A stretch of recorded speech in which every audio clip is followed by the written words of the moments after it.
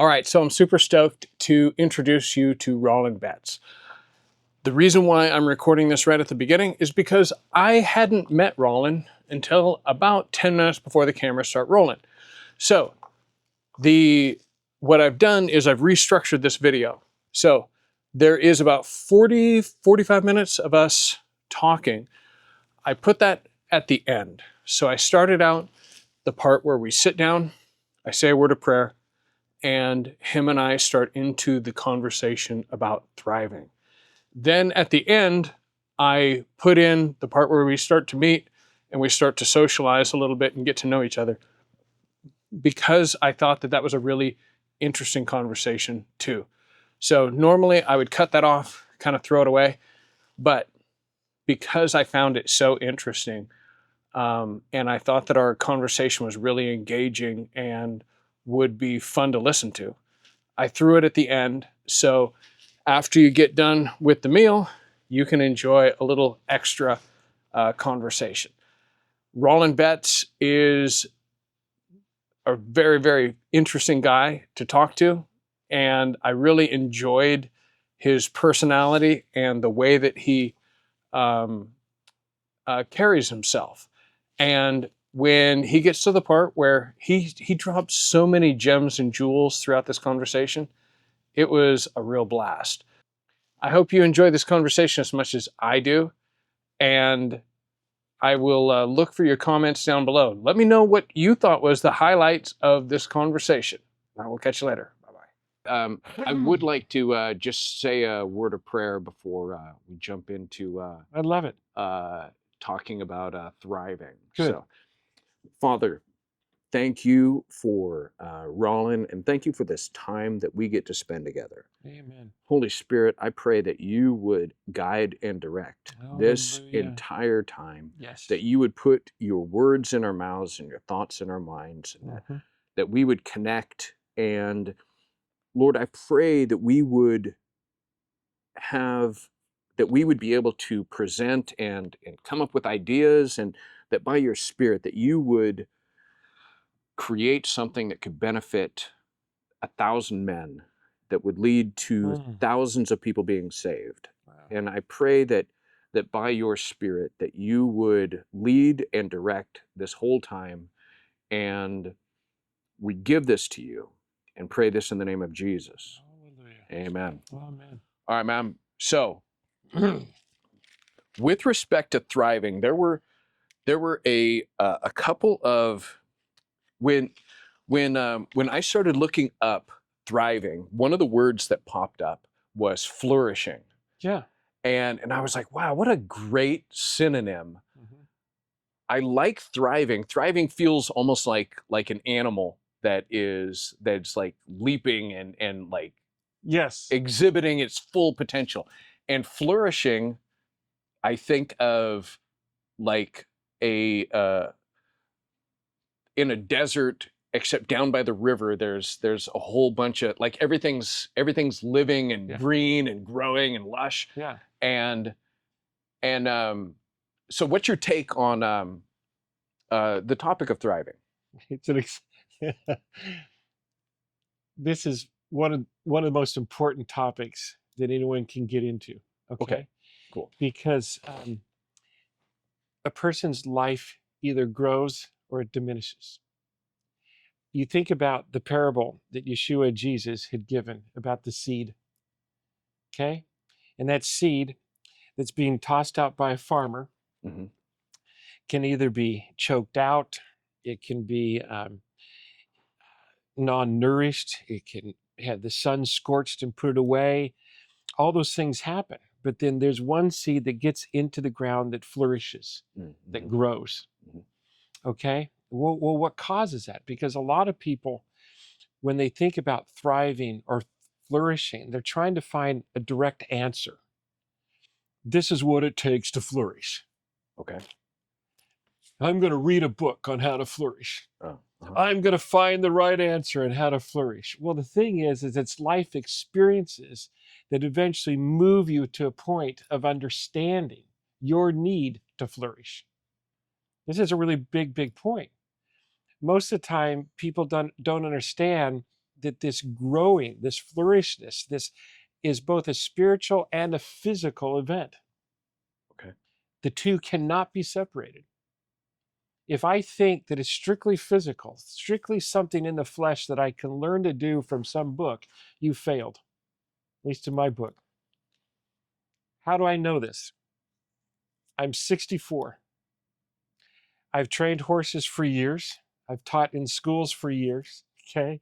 I've coached for years. I like to see and talk to executives and get the most out of them within a businesses.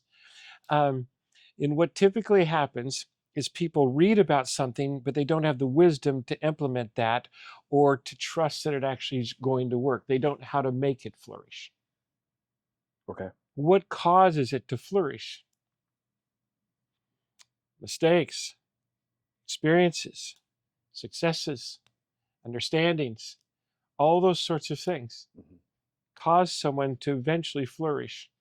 And you will flourish once you give your life over to the Creator that created you. Mm-hmm.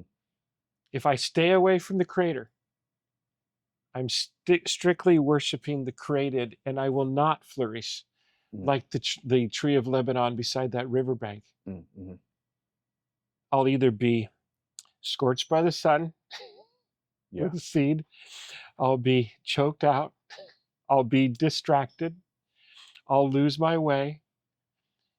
So the constant idea of flourishment, the Lord wants you to flourish. He wants you to prosper. We were made for that. We are made for that. Yeah. Okay? Be fruitful and multiply, he said in the garden. Yes. That's flourishment. Okay? And then they got distracted. Well, if Adam and Eve got distracted, how distracted do you think we're going to get? Okay. All right. I want you to, you staggered right into something that I thought that I was going to have to bring up. Okay. So when you talked about the parable of the sower, one of the things that I hadn't noticed until recently was that, some of them were super obvious, like the things that would cause the seed to fail. But in the explanation, Jesus said something about the pleasures of this world could cause. Sure. What would be some of those pleasures? And a lot of the people that I'm most trying to help are going to be in their 20s and 30s. And really, I think that they live in a time that there's a lot of things that are in common with the time that I grew up in my 20s and 30s, but there's a tremendous amount of technology and stuff. So a lot of the things that were there to distract me are just amplified right now. So what are the things that you would say are the pleasures of this world and the distractions of this world that would cause you to stay away from the things that distract you? And what would be the advice that you would give people for how to manage that? Take responsibility for that as best they can. I love this question, because what do you typically see off of most Christians when it comes to spirituality and physicality? It's a separation. I go to church and then I go to work. That's the first two things that have become separated. Yeah. Okay, so in someone's mind, they're thinking, well, I'm good this day, but I don't have to be good this day. Oh, so you're talking about spiritual activities versus secular activities. Yeah. Okay. Are they combined? I think they should be combined. 100%.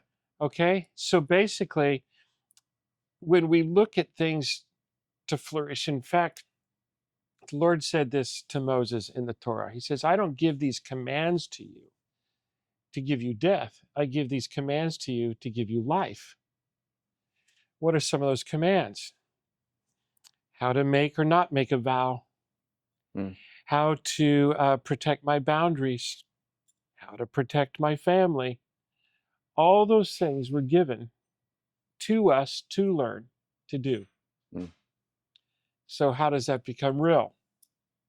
Well, the distractions that come up that are pleasurable, well, I know I should be really cool going to church, but man, I'm going to get plastered during the week.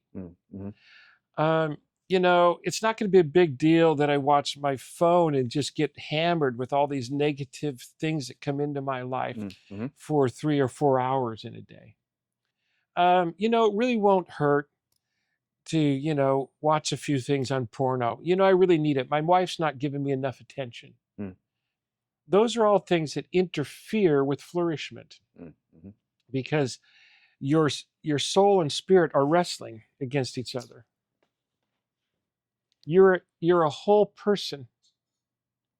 And when you separate your physical from your spiritual, you're no longer whole.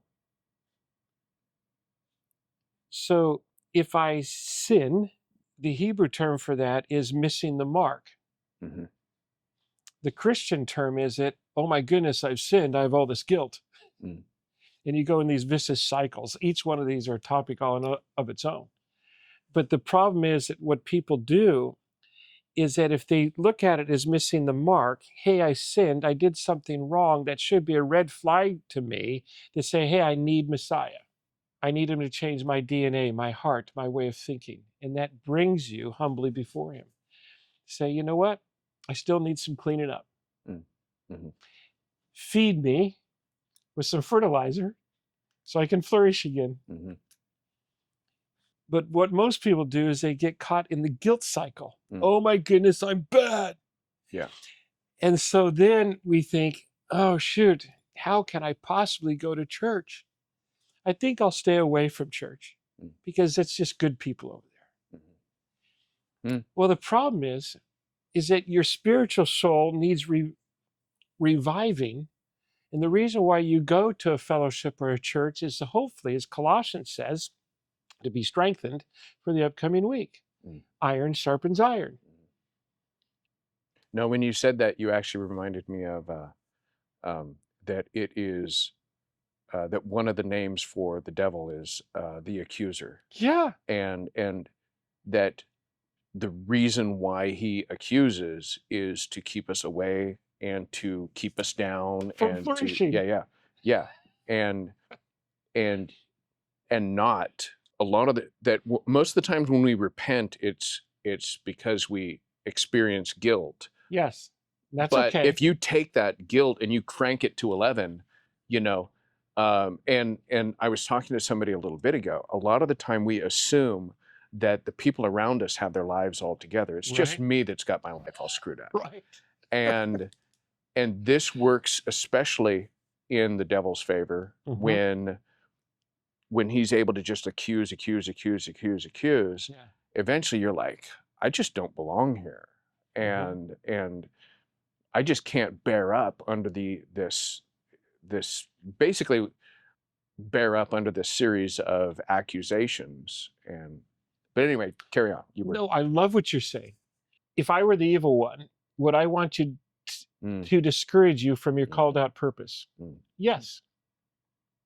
You were created before the world began. Ephesians 1.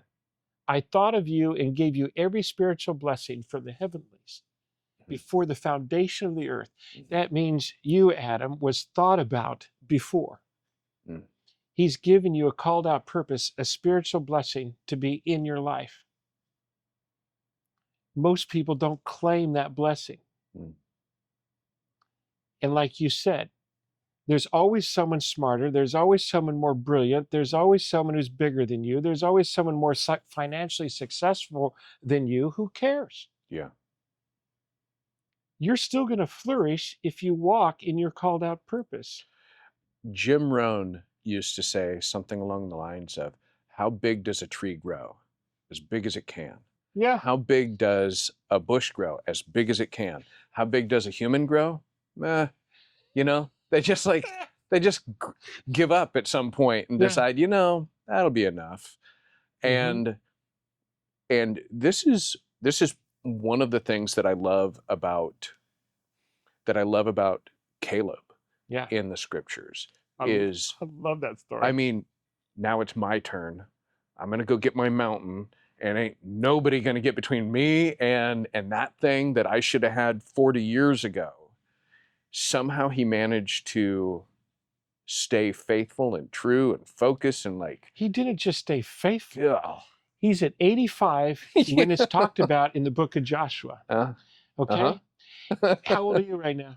I'm 54. Okay, so you're doing your called out blessing. Yeah. By saying, hey, I have a job and I do these other things, but I want to inspire and bring other people around. Yeah. That's a called out blessing. That's your mountain. Mm. Okay, so at 85, Caleb says, give me a mountain and a walled out city. That means he ain't done. Yeah. He wants to battle. Yeah. He wants to take on something hard. Yeah. I'm not going to slow down as I get. I don't support retirement. There is no retirement. Oh my within gosh! Scripture. Thank you. Okay, so if he's created you to be something, you're going to continue to flourish as you get older. Yeah. Rather than go downhill. Yes. And so in your youth, you're to use your understanding, your knowledge, but start grabbing it towards wisdom and strength and counsel. Mm. When you start moving in that direction, you start even flourishing even more. And then you get excited and you're going, man, thank you, Lord, for giving me this. I want to continue. Gosh, you know what you just said, one of the things that I think that people have in their youth that's so beneficial is a ton of energy and a Yep. ton of endurance to physically go and do stuff. Yes. And that physically going and doing stuff gives them a ton of feedback and data Yep. to start working with. Because as they get older, and this is probably one of the things that I find I get emotionally really bothered by the way that it seems that so many young men are discouraged from going out and making mistakes and breaking stuff Mm-hmm. and getting busy, and they would prefer it's like they've been beaten down into a place where, you know what, video games are safe and I Yep. can get all of my sense of accomplishment Yep. because I'm going through all of these levels but in the end, when they shut that machine off, they haven't accomplished a thing Correct. for the day, and nothing in the real world, nothing to prepare them to go out and actually, but they could be. Mm-hmm. And somewhere along the line, they were told that they needed that making mistakes is the worst thing in the world. And that breaking stuff is terrible and you should never do it and you should avoid it at all costs. and if you talk to anybody that's been around me very long at all, they will tell you Adam breaks stuff, right? I have broken some really nice stuff on my way to being able to, now I know how to build some cool stuff. I know how to collaborate with some people because I'm not too afraid to break stuff. I don't try to be foolish, but you know. Adam, this is a God-led conversation. I'm not coming here to you today as this 100% successful person. Okay? I'm not your normal person you might interview or your normal person you might want to bring in as a coach. Most of my life has been failing at different things. Okay? I got a lot of education academically wise, but I've been through some near-death experiences. I've gone through bankruptcies. I've gone through depression that was so bad I couldn't come out of my house and wanted to commit suicide. Because I had been born and raised thinking that everything's about success as the physical world thinks that success is. And it wasn't until I pulled my head out of my butt and realized that God's in control and not me, that I finally really started to understand the concept of thriving and flourishing. Because I am a creation from God. I am a child of God. He cares about me and He wants me on the path that He wants me on. Once I understood that, and I wasn't measuring my life according to some book Mm. or some other person's idea of what success is, then I started to understand, and then I start to experience success. I was listening. Oh, how long do I have you here? I could be here till about noon or so. Okay. About 11:30, 11:45. I just got to. So it's funny because I made a comment about how if I'm going to do my very best to make it so that it's such an engaging conversation that you want to be here till noon, right? and it's funny because I said that, and then I edited a 3-hour podcast, Mhm. and I'm like, this is taking forever. Yeah, it does. Like I'm like scrolling around editing this thing, and I'm like, maybe I don't want to do this for 3 hours at a crack. Dude, Adam, when I was doing live radio, and I did live radio for 12 years, okay? Uh-huh. And it was always live. Uh-huh. And if we made mistakes, we loved the mistakes. Yeah. Okay? So I never edited a thing. I leave And it was a 2-hour show. I leave a suspicious amount of content in there. I pull out the stuff where I go, yeah, I should probably remove that. Yeah, someone passes gas or something, right? I was listening to somebody yesterday, and they had made the comment. They were talking about how if you want to be, they were talking about being competitive, right? Mhm. And this particular guy is like in another stratosphere. Yeah.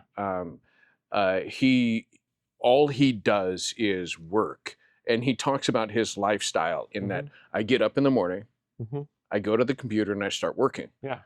And I basically work until I pass out, and then I take a nap, and then I get up and I work until I pass out, and then I go to bed and I do it all over again the next day. Thriving, right? And he's talking about this being hyper competitive, right?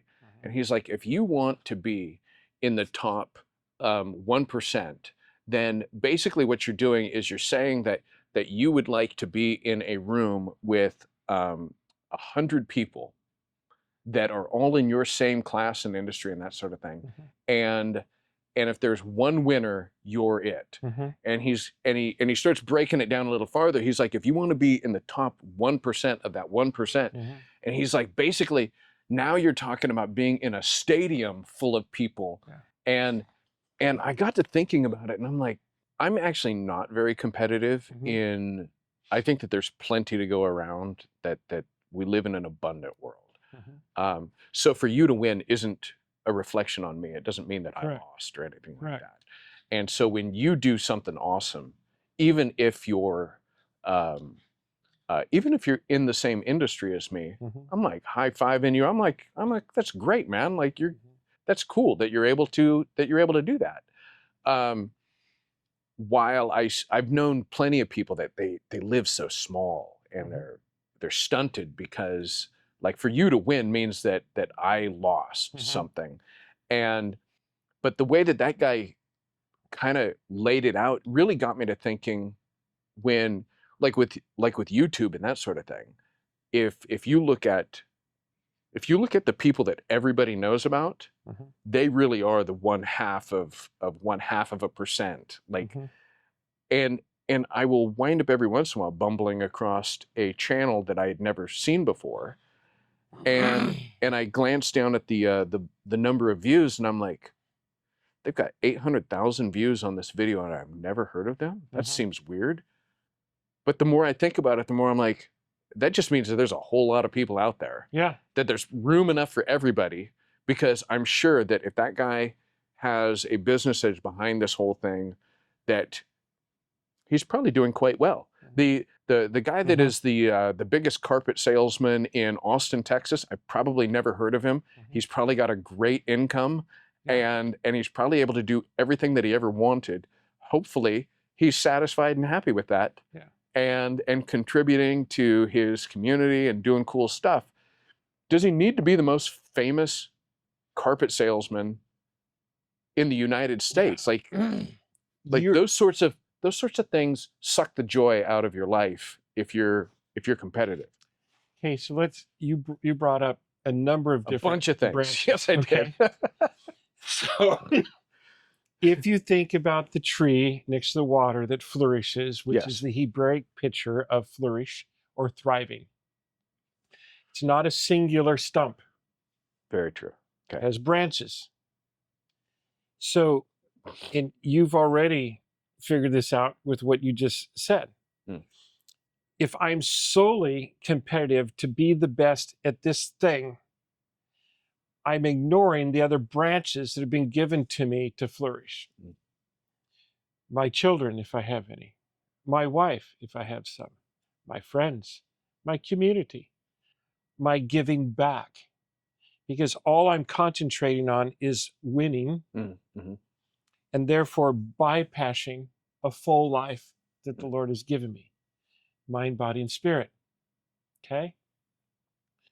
It's not saying that maybe someone has a mission, this is what they're to be. In fact, Paul says, I wish some of you guys were like me because I'm strictly a bonded servant to the Lord, and he's given me this mission, therefore I don't have a family. Okay? If that's your called out purpose, great.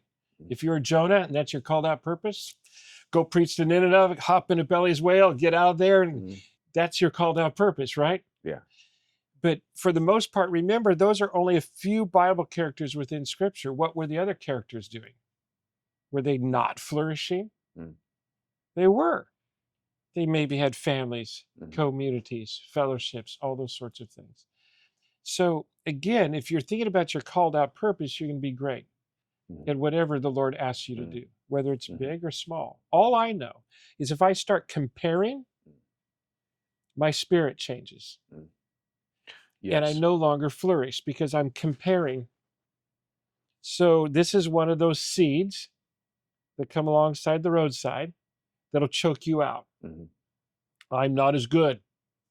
I'm not as big. What would you, if you had to like put that into a word or two, what would you? Jealousy. Okay. Ooh, that's interesting. That allows you not to compare. Well, so I was listening to a guy a while back talk about social media, and one of the things that a lot of the time we don't realize with it is that when we're scrolling, we're constantly comparing where we're at to what we're seeing. Yes. And when I see nothing but somebody's sizzle reel, and all it is just clips of how awesome their life is. And this is just like what I was saying when we go to church and we look around, we assume that nobody else has problems that we deal with. You know, gosh, look at this. All of these winners, I suck, right? And when we're scrolling, this is one of those things that steals our joy. There's a saying that comparison is the thief of joy. Yes. And I think that there's a lot of truth to that. Yes.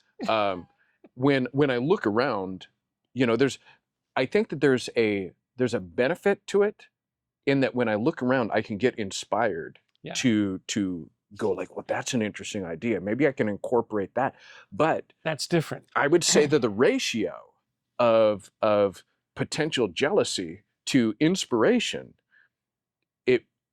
like you gotta do it if you're going to do it for that reason, you should probably show up with that reason in mind. If you're just bored, that may not get you the results that you want. You may just be getting baited into spending some time comparing yourself without overtly saying, hey, I'm going to go compare myself and feel depressed here. You know, let me give you two examples of that. Okay. Because some of the things that I coach a lot of singers as well as horse people. Okay. And the minute singers compare themselves to another singer, they get nervous on stage. And then I got to go through all kinds of baggage through their head to get them back up on stage. I don't sound as good as so-and-so. Or, man, people don't like me because they like this guy better or this girl better. And they quit singing. They've lost the joy. When I'm working with a competitor within horses and they're on a national stage, they're comparing, they're getting frustrated with their horse and they end up beating their horse to make the horse fit the mold of what they see the other person doing. And then they get a sour horse and they get a sour attitude and they start losing. But if each one of these people do what you just said, start extracting information that could assist you in your journey rather than comparing, it's totally different.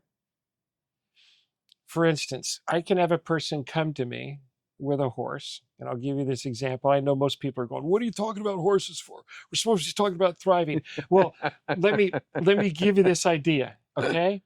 Someone will say, "Well, I know everything there is about horses." And I said, "Really? How do you know that?" "Well, I've read this book and this book and this book. Yeah. And it says to do this." And I says, "Okay, so let me see you get on the horse and do this." Oh, yeah. They can't. Why?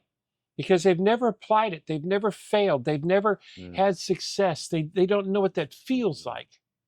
Okay? So they're an absolute idiot on the horse. Yeah. They might know a lot, Despite the fact that they read a book and watched a the video. fact. Well, how come this doesn't work? Yeah. I says, well, because are you feeling? Are you knowing? Yeah. Are you seeing? Are you understanding? Are you reacting? Or are you just doing things that you read about? Yeah. Now you're worthless. Okay? You're not doing anything. So now you need to receive coaching. Mm-hmm. Okay? Does this make sense? So we do this in life. Typically, in modern day scenarios, what's the problem with the internet? A whole lot of knowledge, no wisdom.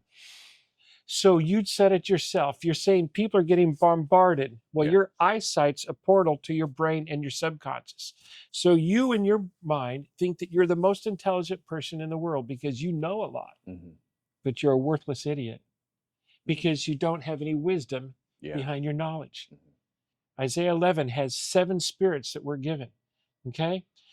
Knowledge, understanding, fear of the Lord, counsel, wisdom. Those sorts of things are given to us. The first thing that you're supposed to have is fear of the Lord. That means respect for Yahweh. And that respect means he created you. You're a child of God. Therefore, let's first respect ourselves. I can't love my neighbor without loving myself. So I need to understand, well, what gifts did he give me? Now, how do I nourish them? Through knowledge, through understanding, through wisdom, through counsel. Okay? How do I gain wisdom? By losing sometimes. Yes. Okay? My whole life, when I first started showing, I was showing horses and I was awful. I was losing all the time. Then I started looking at videos and I go, oh, I see what I'm doing wrong. I would go to someone else and learn. I would reach out for help. How many people are doing that nowadays? Pastors, businessmen, school teachers. Do they reach out for help? Do you reach out for help? Are you going, am I seeing this right? One of the things that you get to experience, I got to experience this doing the radio show, is I got to interview people for 12 years. How much wisdom do you gain when you start talking to other people? Yeah. Oh, man, I never heard it. The selfish, greedy part of me, like this is like one of the things I'm like, I can't wait to meet all these people. Yeah, right? You should be This is the coolest thing in the world. It's awesome. And you just get filled and energized and moved out. Yes. And that's different than comparing. Yes. You're seeking wisdom. You're seeking understanding. You're seeking counsel. That's a totally different picture than going, man, I invited this guy in the air. He's really super successful and I'm not, and maybe I shouldn't do this anymore. Yeah. God made you the way he made you. He gave you a platform. Yeah. He's saying, use this thought that I've given you. Go for it. Excellent. That was a long explanation. No. I love that you touched on a handful. We were talking about me and Toby, the guy that sits here every other Thursday. Yeah. We were talking about learning how to swim. And I was saying, you could watch a video on learning how to swim and then jump in the pool and splash around. Good luck with that. Yeah, good luck. And I didn't know. He goes, yeah, when I learned how to swim, I had an instructor. I got into the pool with them and they were like helping me to move around. They'd model things and then they would, and he goes, when I learned how to do kickboxing and that sort of thing, they'd be like, you need to keep your arm up. And my arm would fall and they'd be like, you need to keep your arm up. You need to keep your arm up.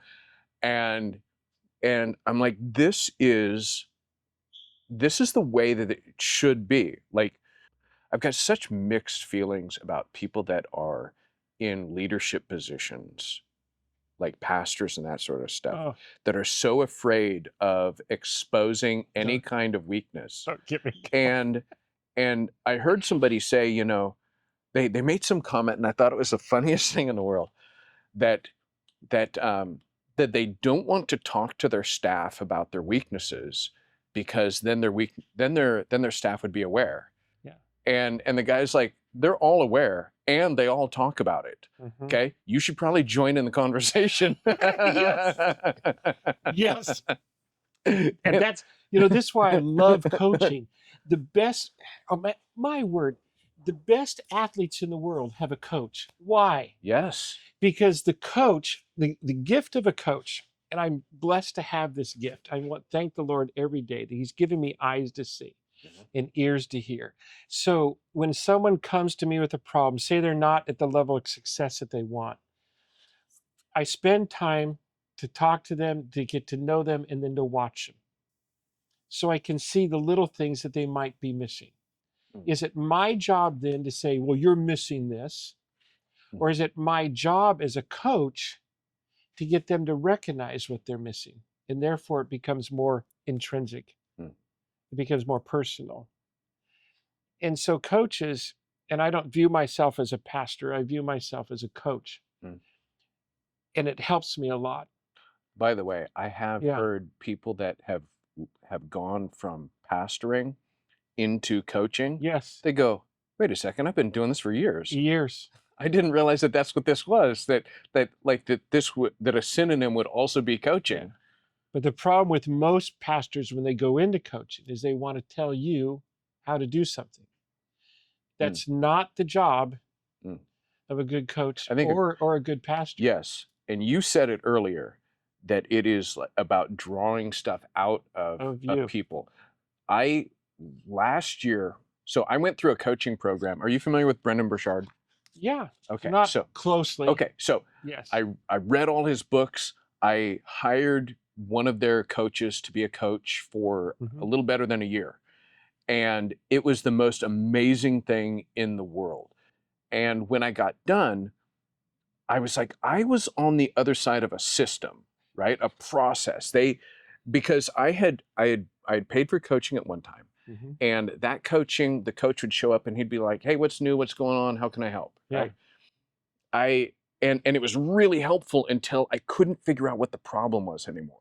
Yeah. And I couldn't explain where I was stuck, because as long as I could explain it, they could carry me the rest of the way and help me talk it through.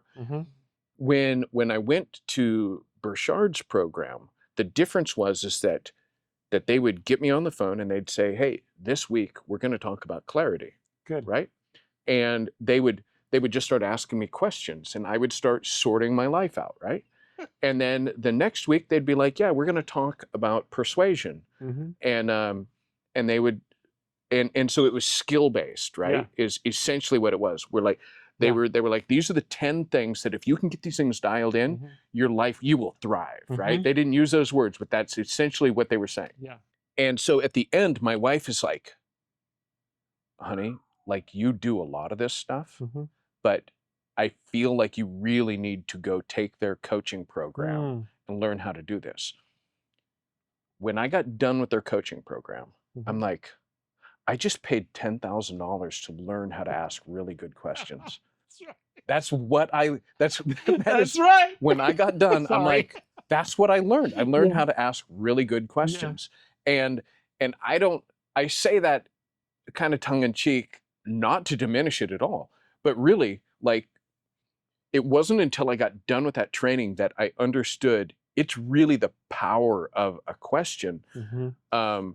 Some of these ancient, like, Greek or whatever philosophers are like, everything's already in you. You just need to have it drawn out. Exactly. And I don't know about everything, but man, there's a whole lot of stuff in you that if I ask you a smart question, that you will figure it out, and it'll mean more to you because you figured it out. Like, if I frame that question right. Now, this is where the enemy comes in. He asks really bad, harmful questions that make us go, oh, that's why I suck. Oh, that's why I should give up. Yeah. Oh, that's why, I should just throw myself down this flight of stairs and call it a day. Mm-hmm. It's because the questions that we're asking ourselves are stupid and harmful, versus encouraging and why can't I win? Why can't I, Yeah, let me give an example on this, which is kind of cool because I love where you're going with this.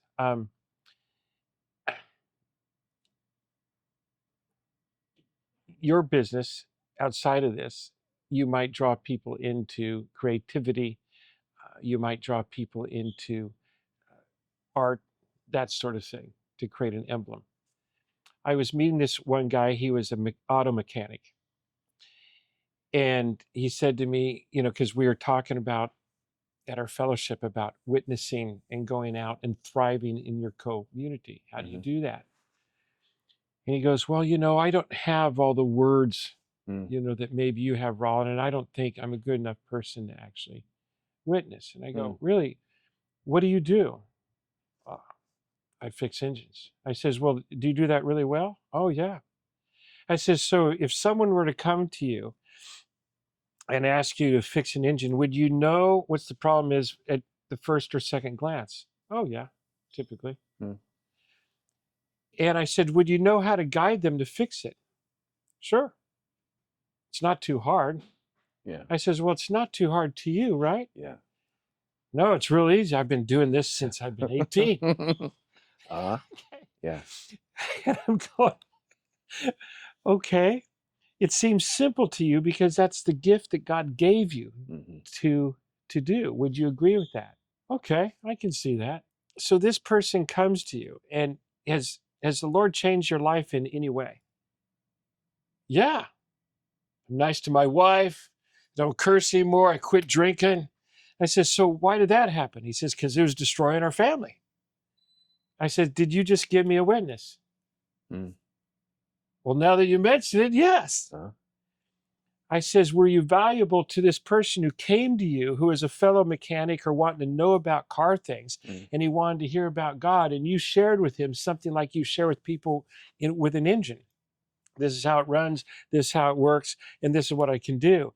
And now you just shared with me about your life. This is what I changed, this is what I'm feeling, this is what I'm doing. Is that a witness? Are you thriving? Yes. I says, can you say good job? Really? You want me to say good job? I said, yes. What do you want me to say? Bad job? If you're saying bad things yourself, that's negative. If I say good things, I'm saying positive. I reaffirm how to thrive again. Okay? By saying this is a positive thing. I did this well.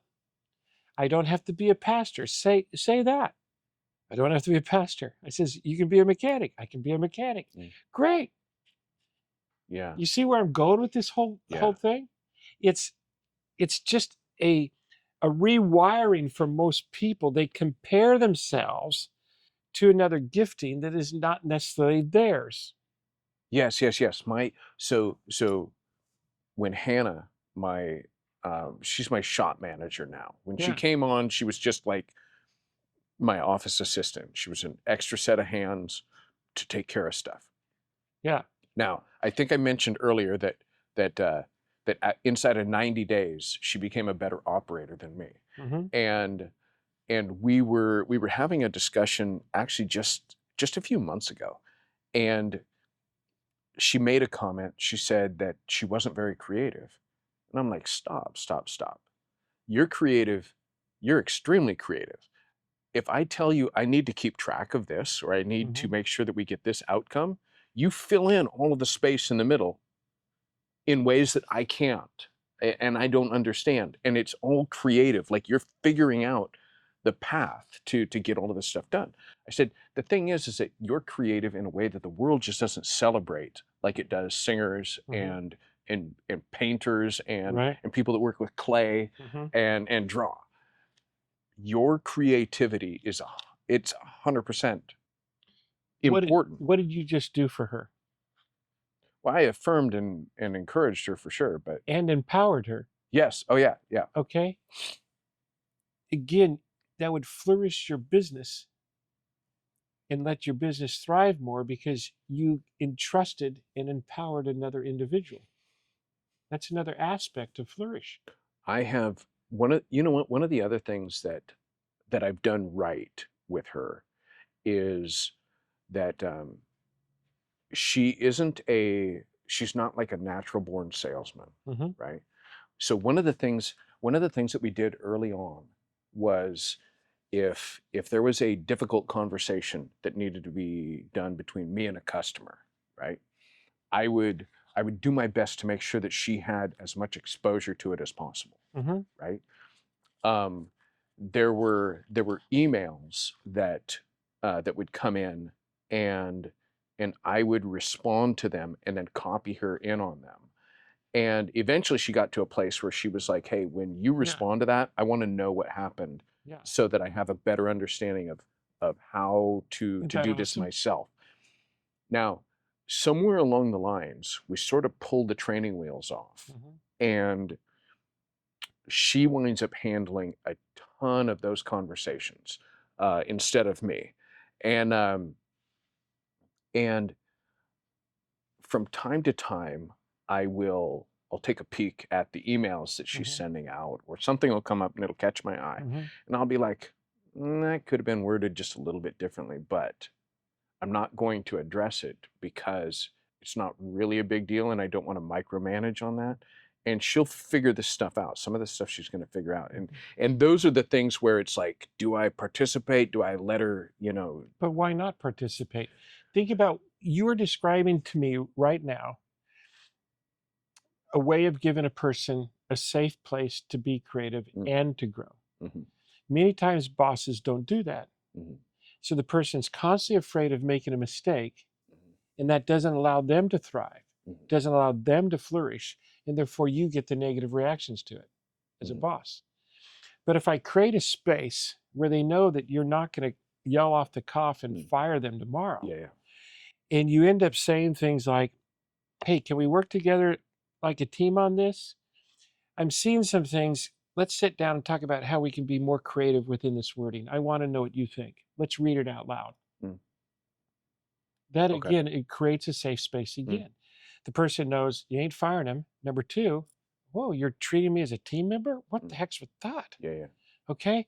And yeah, I can look at this, I can read it out loud, and I am seeing some things that need to change. That's a good thing. Okay. You know what? Um, when I was having this conversation, I think it was just last weekend with Toby.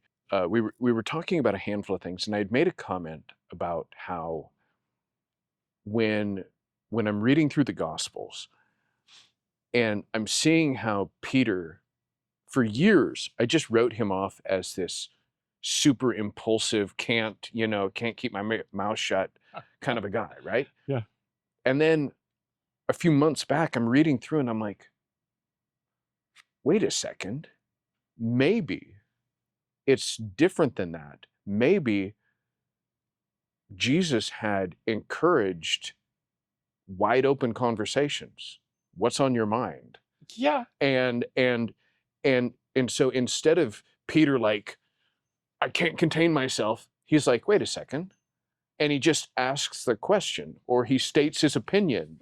And it's actually a lot less a dysfunctional Peter than I had given him credit for. Like I had just assumed that he was a knucklehead. But maybe he was a knucklehead, but like Jesus had cultivated this open dialogue. And what's your take on that? You're getting me pumped up. Okay. So I might throw in a couple texts here with you. And the only reason why I might be looking at this on my computer Knock screen yourself out. because I always think, don't you hate it when people says the Bible says? Yes. And then you look at the text and you go, it didn't say that at all. What are you talking about? Okay, but let's take Peter for instance. Okay. Are you aware of what a disciple had to do when they followed a teacher or rabbi back in those days? Walk me through that. I hear bits and pieces here and there, but Okay. walk me through it. So typically, when you signed on to a rabbi or a great teacher, that means you gave up your life's vocation for this time that you were going to be with the rabbi. Mhm. So your family knew that you'd be a way to follow. And you came under their school of thought. You came under their teachings in order to follow this way. There's some expression about dust from the rabbi or something. Is that? Yeah. Okay. Okay, so Or they leave their families to follow the teacher or the great teacher or the rabbi. And they come under that authority structure. okay. Hey, As they learn. this sounds, you're reminding me of Elijah and Elijah. Yeah. Okay. Yeah. That would be an example yes. of this, like follow. in That's Moses it's and Joshua. the only time that I can think of, well, okay.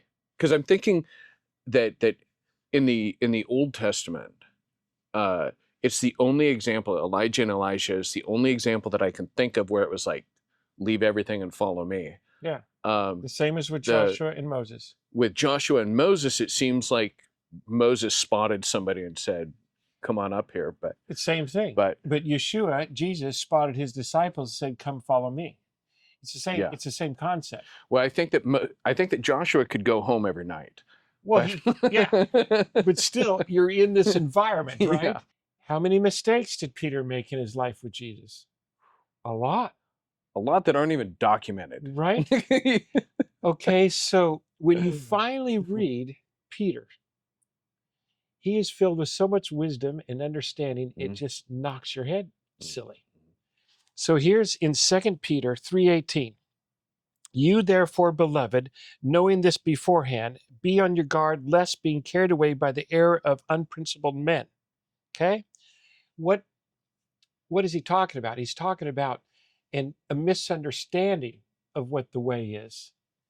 To follow Yeshua, Jesus, with all of your heart, mind, soul, and body, and not to be carried away by philosophies that are not important, genealogies, endless discussions, stupid things that don't have anything to do with your spirit and your soul. Okay? An unprincipled man would do that.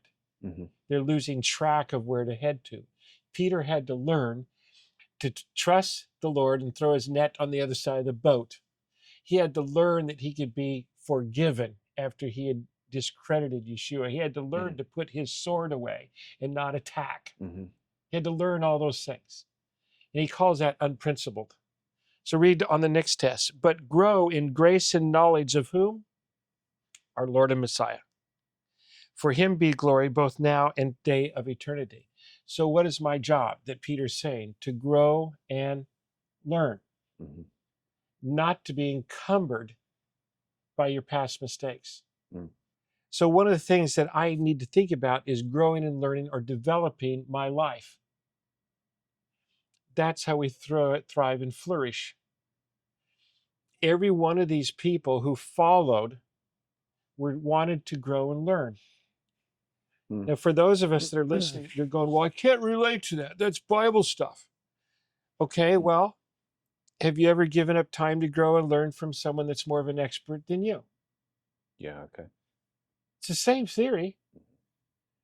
Except if you think about it, if I get my spiritual act together, I start to grow. Let me prove that to you by this thrive thing. And I just wanted to bring this up for you.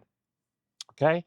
Because there's the English definition of thriving and there's the Hebrew definition. Okay. And you're going to ask, well, why do you want Hebrew? Well, because the earlier writings were written in Hebrew. Yeah. And if we go back, it's Paleo. And what type of language is it? It's a pictorial language. Okay. Why is that important? Because pictures are important to us as human beings. Yeah. If I were to give you a word, if you don't know the picture behind it, like if I say, well, what's ugly? Well, the first thing that might come to your mind is you might remember an ugly teacher that you hated at school. Okay. Okay. That might be your picture. But in thrive in Hebrew, there's three meanings, salak and zigzag. Isn't that weird? Okay. So salak means to prosper, thrive, or succeed, even in that. But it also means to increase and bloom. Now, in Hebrew, every word is broken down with their letters. Okay. Yeah. Okay, now hang on tight to this. For some of you, you might go, or it gets boring to you. Okay, but the letter for Salak is Tav, Lamed, and Ayin.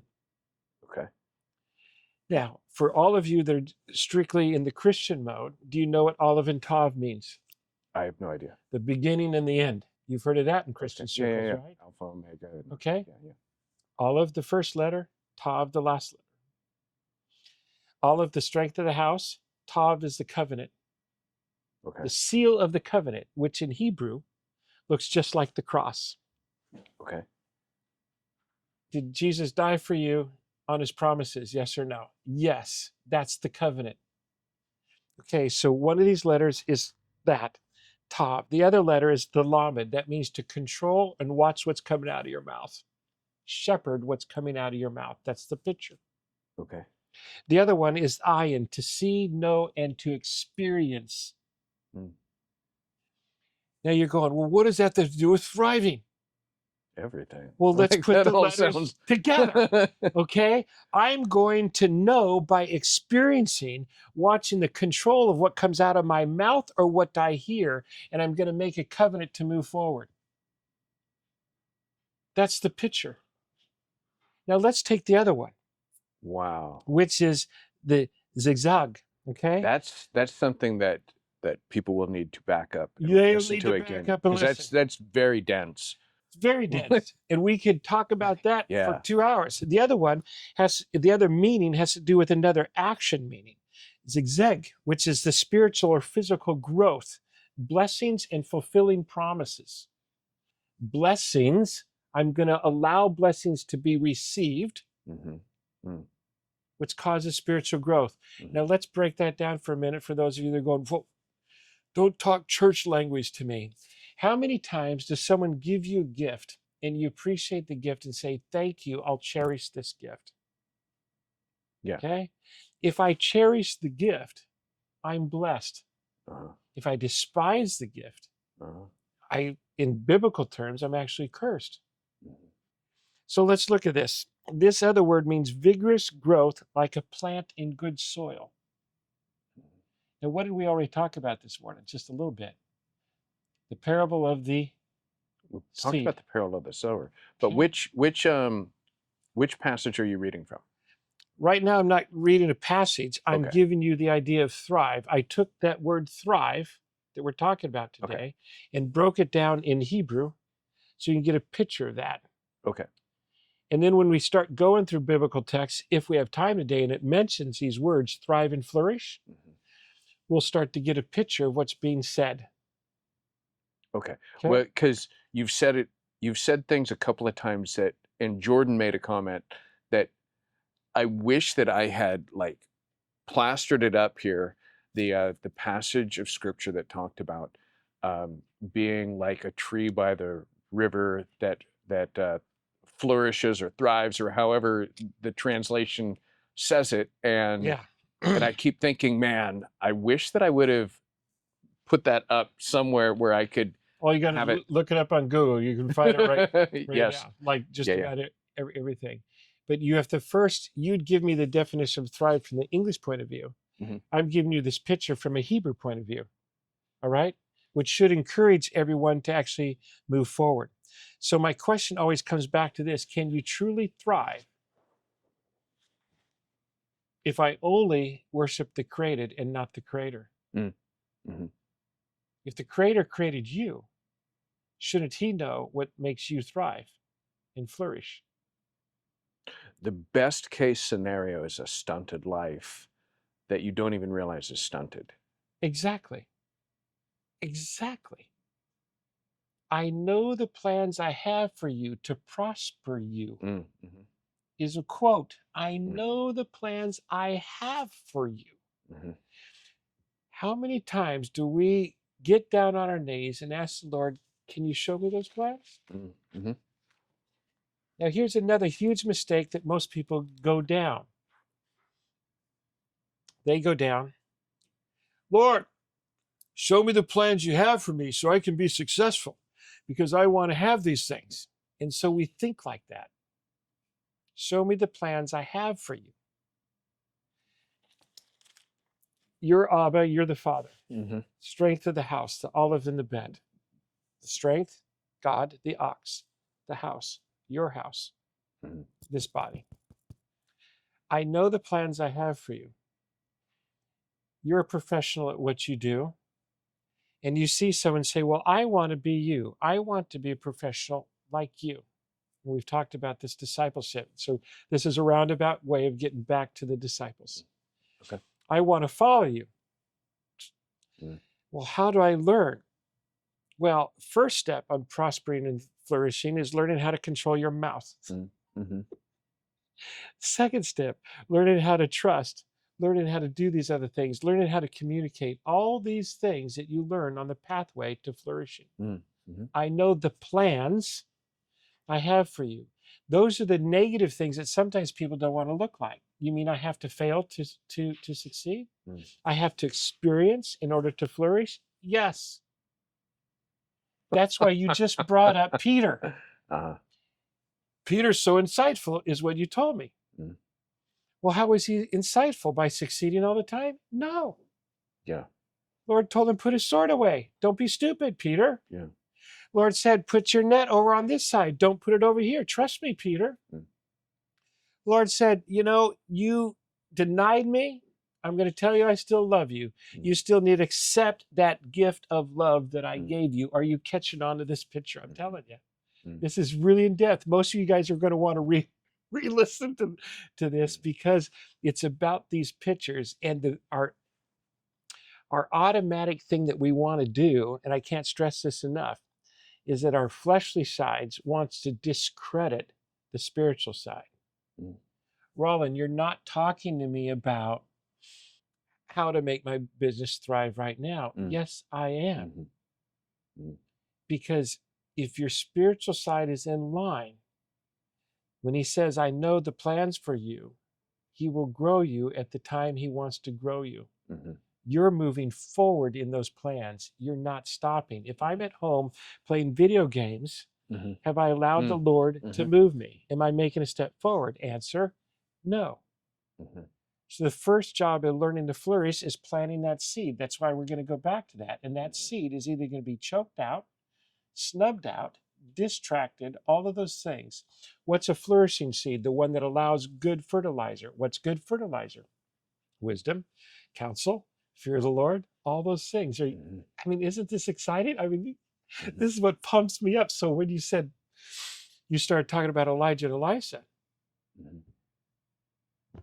even Elijah doubted himself after he had just wiped out 450 bad people. It's so weird to read that, right? Because in our reading, this is, well, that just happened 20 seconds ago. I read, but in life, this is like, I don't know how much time is between this, but it was enough for a prophet of God to get discouraged and down. Like there's something going on Because there. someone richer, someone more powerful, someone of the world told him that they were going to snuff him out. You know, that is funny because he had zero issue with standing in front of a ton of people that were in the same category as him. Correct. And then he gets in front of somebody that's in a category that's different from him, that threatens him. And there was something about his makeup that made it so that meant something different than who he had just beaten down. A mass of people that he had just beaten down. But the problem that Elijah had is he thought he was the only prophet that the Lord had raised up. Yes. So when you read that text further, he says to the Lord, I'm the only prophet and I'm about ready to be killed. And what does the Lord tell him? I've raised up 7,000 more. Yeah. What are you talking about? Yeah.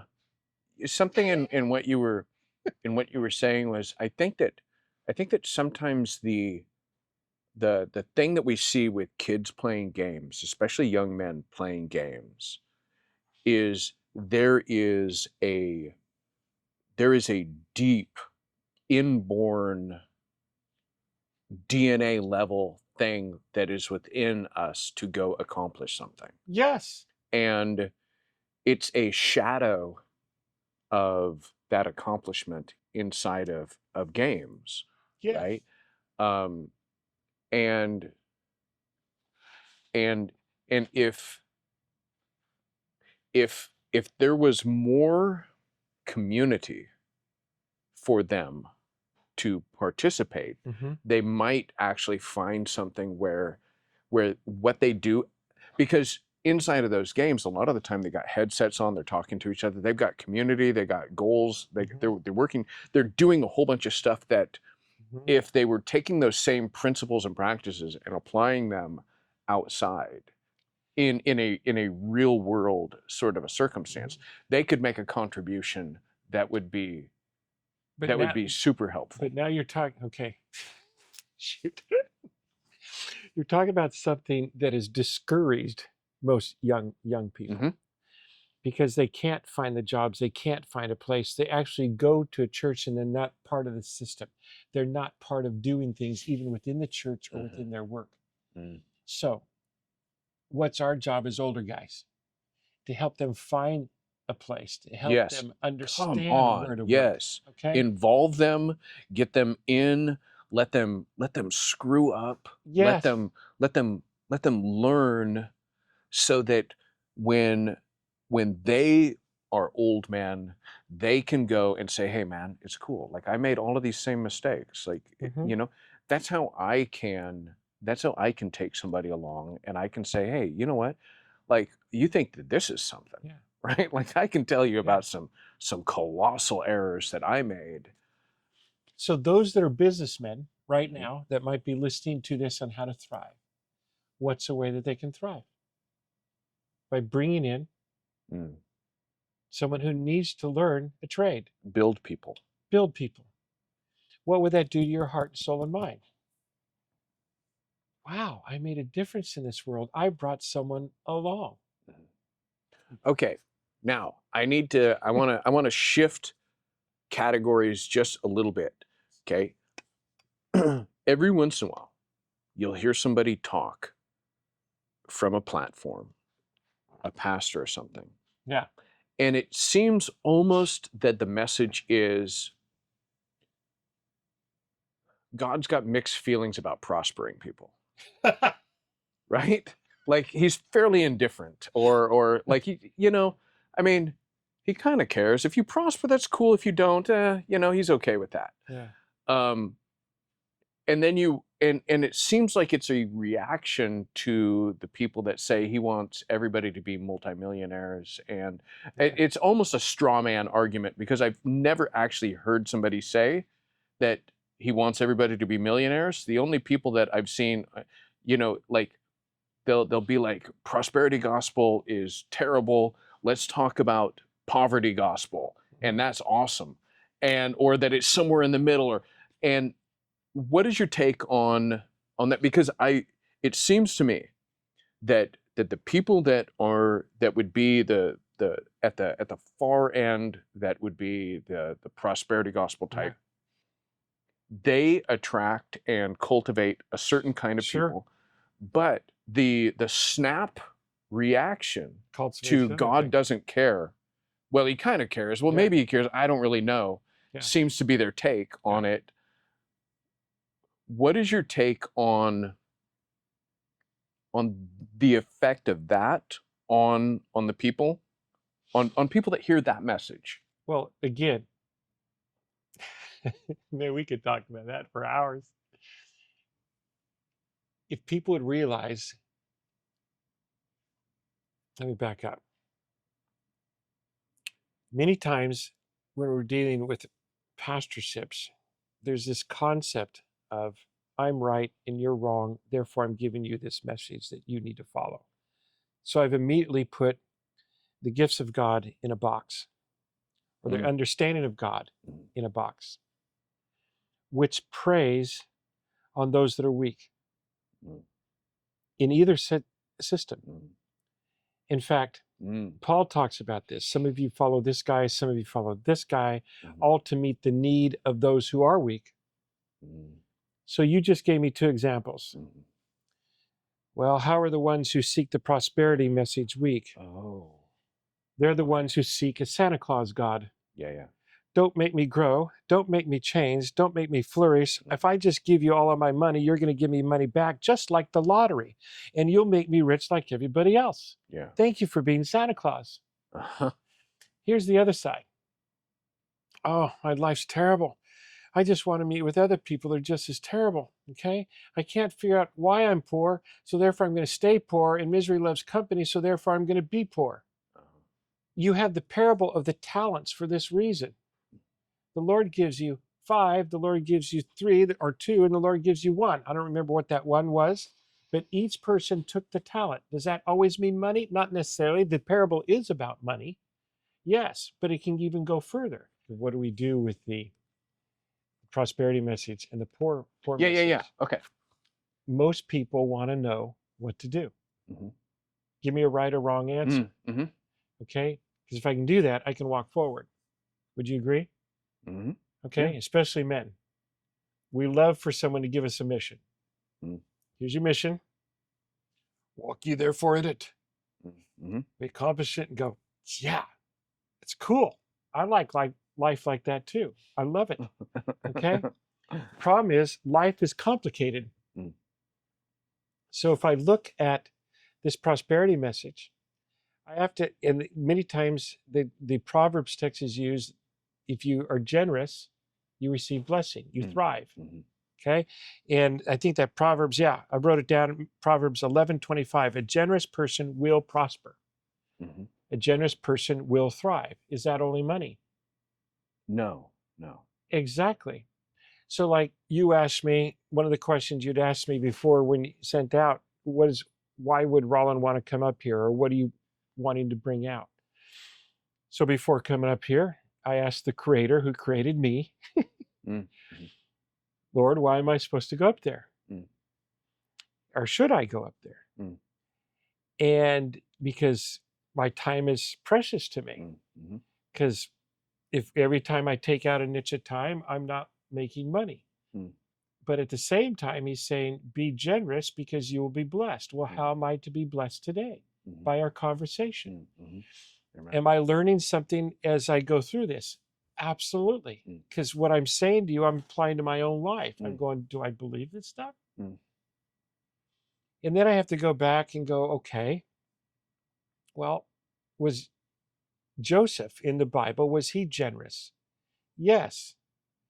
He went with that text of in all things do well, okay? Which is found in Luke.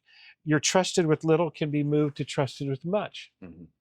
So here Joseph is. He makes all his brothers pissed off that they throw him in a pit. He's sold into slavery. He does his best job he can for his master. His master likes him until he's accused of something wrong. He's thrown into prison. Every single place he goes to, he does well. Paul says this, if you're a slave, do well. Mm-hmm. If you're hired by someone, do your best. Mm-hmm. He did it, whether in prison, whether in a pit, whether in Potiphar's house. He finally moves forward. We think he's going to thrive now and prosper. But did he thrive in the prison? Mm-hmm. Yeah. Yes. Did he thrive under Potiphar?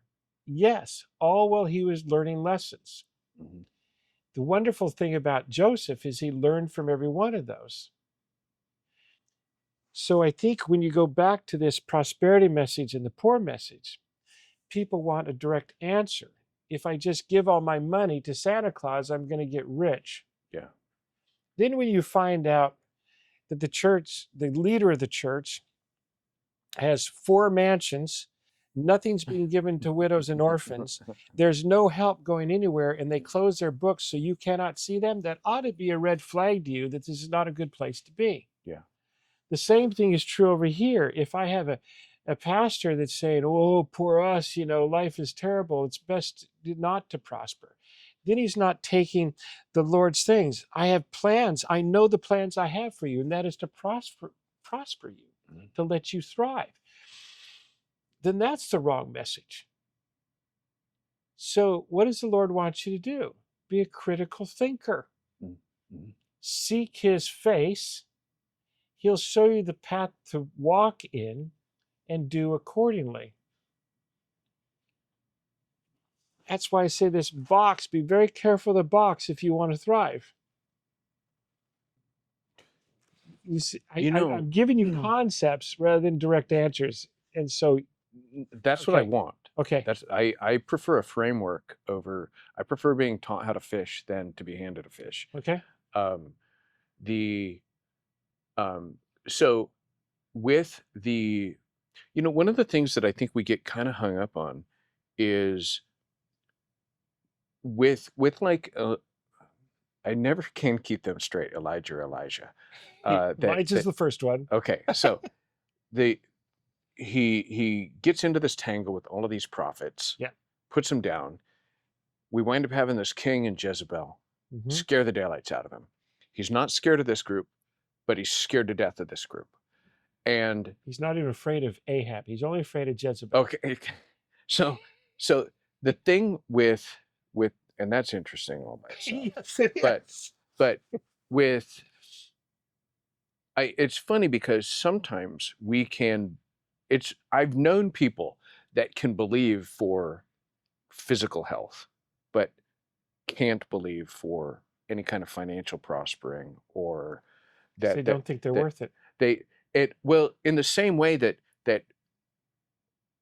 like it's kind of like the category part where I was saying, like he can face hundreds of people in this category all at one time and and like taunt them. And then this one over here, like he gets into one person in this category and he completely shrinks back and like falls into a well of self-pity. In the same way, I've seen people where they're like, oh yeah, God wants to heal you, just not make you rich, or not he's good with you prospering in this area, but not over here. And as long as nobody would be jealous of you, like I don't understand quite the rhythm of the whole thing, but they're okay with you prospering spiritually to a degree, or in certain aspects even.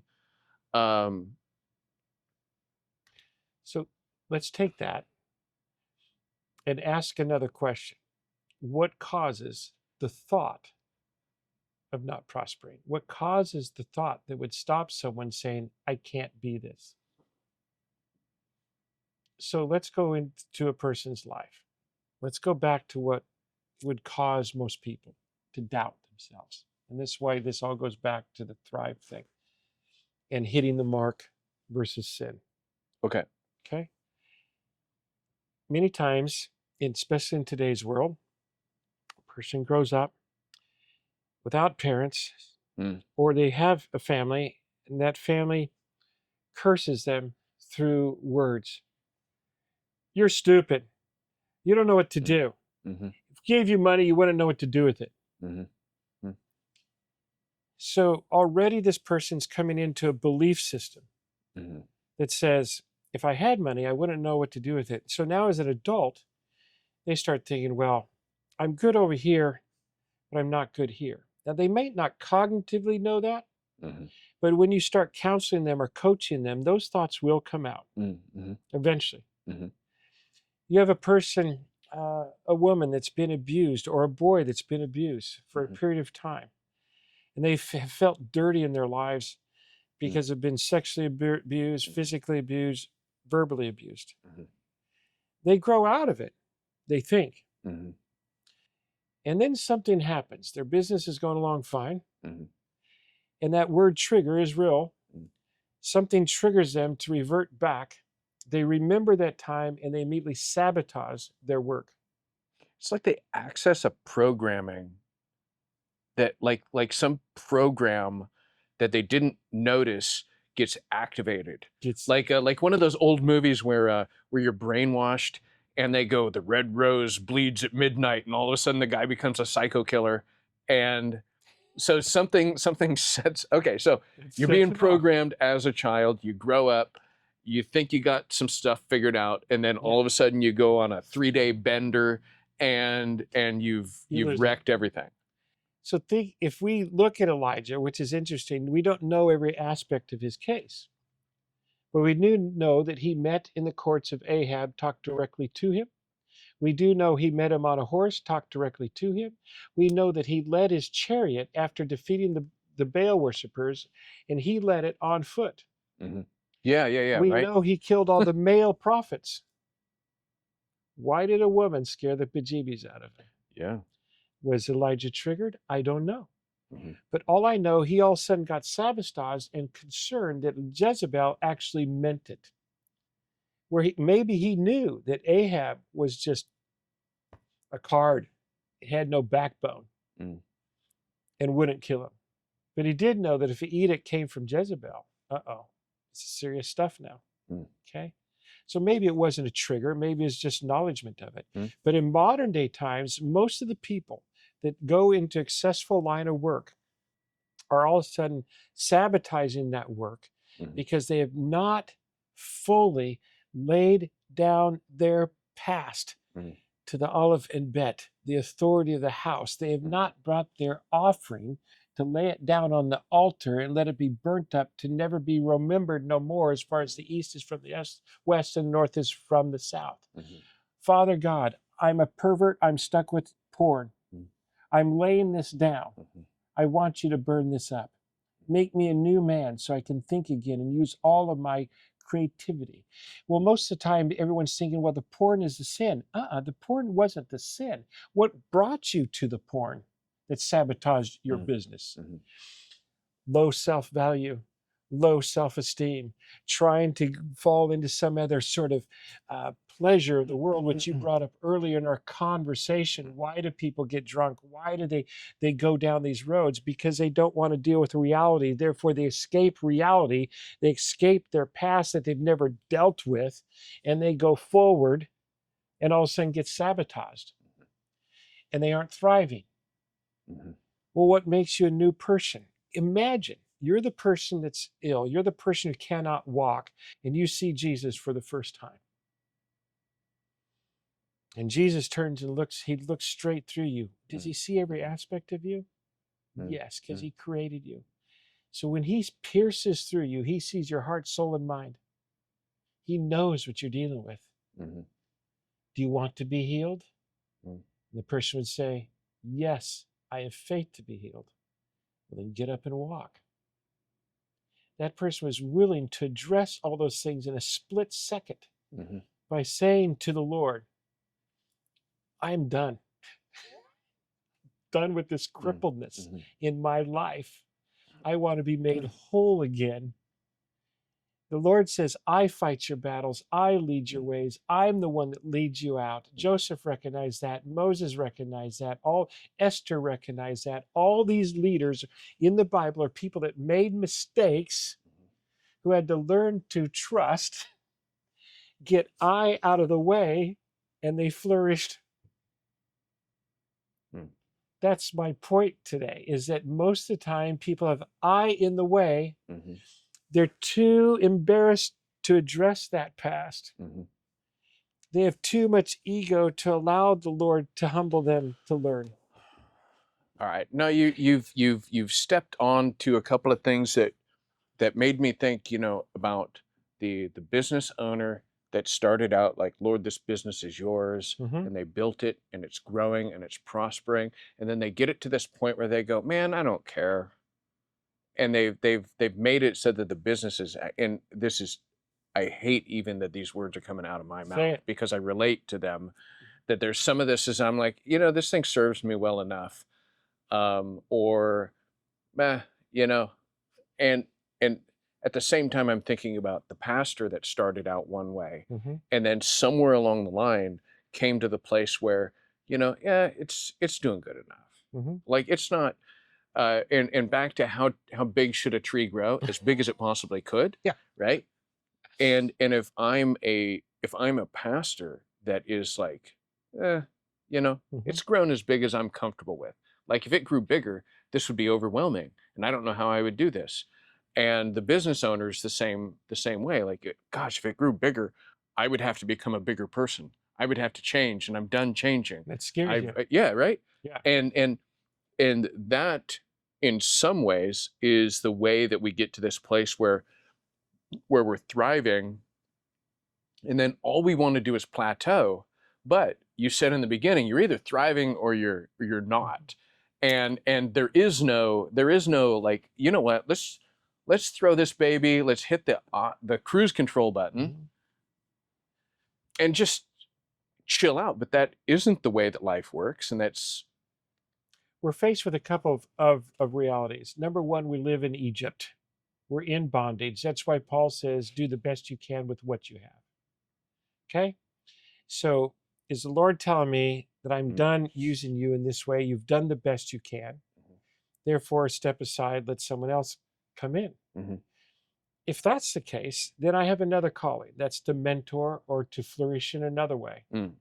Lord, you gave me this business. Now, how can I give back?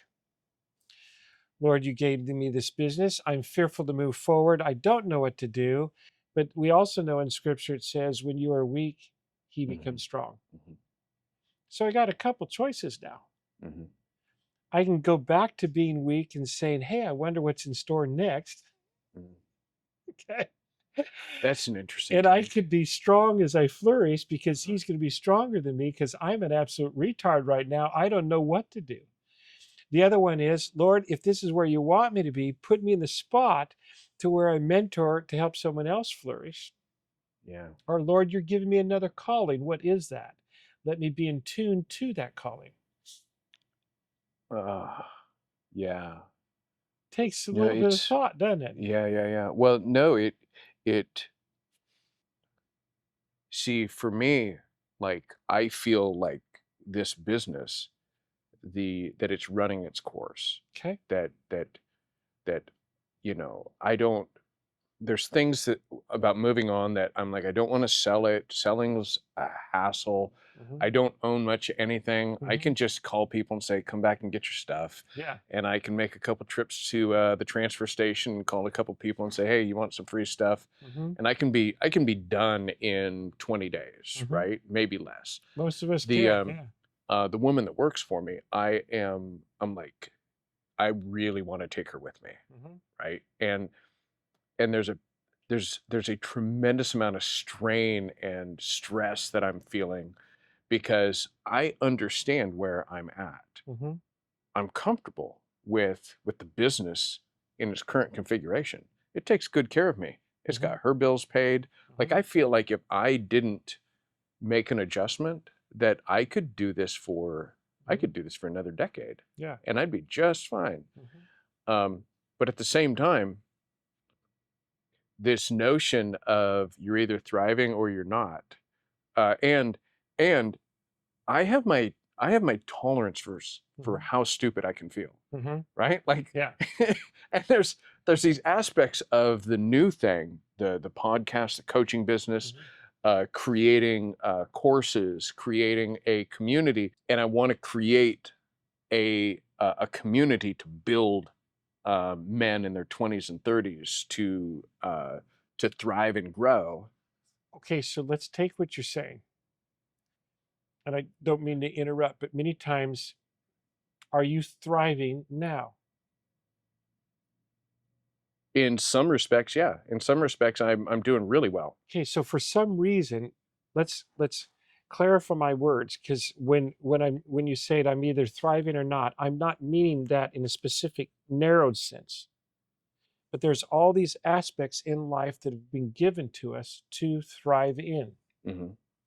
Number one aspect, am I in line with the Creator? If so, I'm thriving because He's directing. He's given me a business. That business is whom's? His. Yeah. Okay? So if He's given me this business, I give thanks for the business every day of my life. Thank you, Father, for what you've given me. This is yours, and I give it back to you. I'm a steward of what you've given to me. Adam and Eve were stewards of the garden. You're now stewards of your business. Therefore, you'll be the proper servant. Whether you've been given 5 talents, 2, or 1, you have to take care of what He's given you. Okay? Now, what are other areas of thriving? Family, people, community, podcasts, teaching. All of those are areas that He's given you to allow the other part of your body to thrive. That's the branches. Mm. Mm. So maybe you have one branch here. Well, now he's giving you another one, another one, another one. Yeah. Okay. And this tree this plant from the Hebrew side flourishes and grows at the river. Mm. Okay. Is your life made to be a single twig? Yeah. No. You're multidimensional. Mind, body, soul, spirit. You're a multidimensional person. Does he love you enough to grow those areas? Yes. Maybe you've been only a person that's physical. I only think business, this is what I do. Mm-hmm. Well, does that mean that's all he created you for? No. He wants you to grow your spiritual side too. Mm-hmm. He wants you to understand your understanding side also. Mm-hmm. Why do things happen in life? Anyone that's old enough to understand this can answer that in a heartbeat. Mm. When I was young, I thought like this. As I got older, I started learning things. Well, how did you learn things? Because you went through an experience. Mm-hmm. And now you're going to share those things with someone else. Or make a note to yourself and go, what did I learn? Mm. See what I'm trying to say? So basically, and we're not also, Torah also tells us that I'm not responsible for another person's decision in what they do. I'm responsible to lead a good life. And by leading a good life, that's a mirror or a reflection of Abba being in my house, the olive and the bed. Okay? So I be that example, and a person comes to me like the mechanic that I was talking to you about before. Why would a person come to a mechanic? Because they recognize that you love what you do and they want to learn. Mm-hmm. If my light shined forth, if I'm flourishing, would someone want to ask you a question about why it flourishes? Mm. Your answer would be, well, yeah. What do you have? What's going on with you? Why do you smile? Mm-hmm. Why do you laugh? Why do you help someone else? Mm. Be like the world. Take what you can get. Yeah. Does that make sense? Yeah. And right now, we're seeing this real divide in the world. Mm. You can see it. These people that are yelling and screaming in the streets. Yeah. Do I want to be like them? No. Yeah. Not on your life. Yeah. At the end there, you talked about how when we were in our 20s, I think that in our 20s, thriving looks one way. Mm-hmm. In our 30s, thriving looks another way, differently. Why? Sometimes it can be like, for a lot of people, they start having kids in their 20s, maybe mid-late 20s. Mm-hmm. in our culture. And then in their 30s, their kids are significantly older. Mm-hmm. Their opportunities are coming mm-hmm. at them differently. They've developed skills, mm-hmm. and physically they're capable, and feeling a pressure that, I'm not always going to be in this physical capacity to be able to. Yeah. And so I've been trying to work this in where I say, hey, would you look into the camera and just talk straight to the guy that's in their 20s, mm-hmm. and then talk to the guy that's in their 30s? Mm-hmm. Is that something that I can get you to do? Yep. Okay, you guys, this is what's so awesome. If you think about who created you, that being God, he created you. He knows what's best for you. He's the author of thriving and prosperity. Period. So therefore, he's given you intention in this life. Not chance, but intention. Intention means moving forward. So when you're in your 20s, what has God given you in intentional living? You can answer that question yourself. He's given me intention to move forward. That's why you're young. That's why you're strong. So he's given you feet to walk with, arms to be strong with, and he's moved you forward in intention in order to move you towards prosperity. Are you using that strength towards what God created you to be? That's the first one. When you're in your 30s, your kids have probably grown. Are you called to be a covering for your family? According to the Bible, yes. You cover them with strength. Now you have a different kind of strength. Your strength has more wisdom to it. You're able to guard the hearts and minds of your children as they grow up older, even though you were to do that even when younger. But now it becomes a little different. Rather than laying down rules, you have to actually converse with your kid or people that you're working with and find common ground and nurture in a way that you're not quite used to doing. But nurturing causes prosperity. As you keep moving forward in life, you're going to grow in wisdom and in understanding a whole lot more. Are you giving back to your community when you're doing that? So let's take it all the way back. When you're young and strong, you got these ideas growing through your head, and the Lord's going, you're going to be good at this. You're going to go, yeah, I know I could be good at this. Move forward. He's giving you an older family, and you're going, man, he's giving me all this responsibility. What am I going to do with it? Ask the Lord that question too.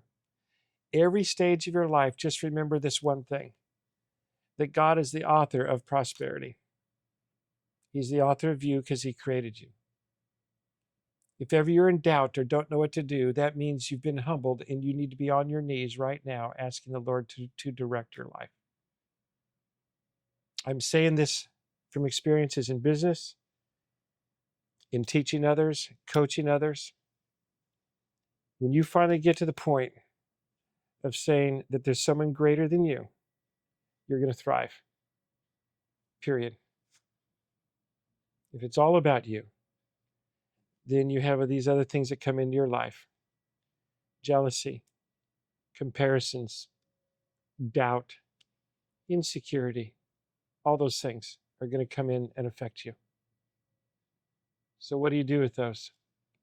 Address them and lay them before the Lord and say, fix me and make me a new man. Make me a new woman. Make me strong in you. And you'll move forward. I know that sounds trite to some of you, but it's the strongest and the biggest action you can possibly make in your life. Period.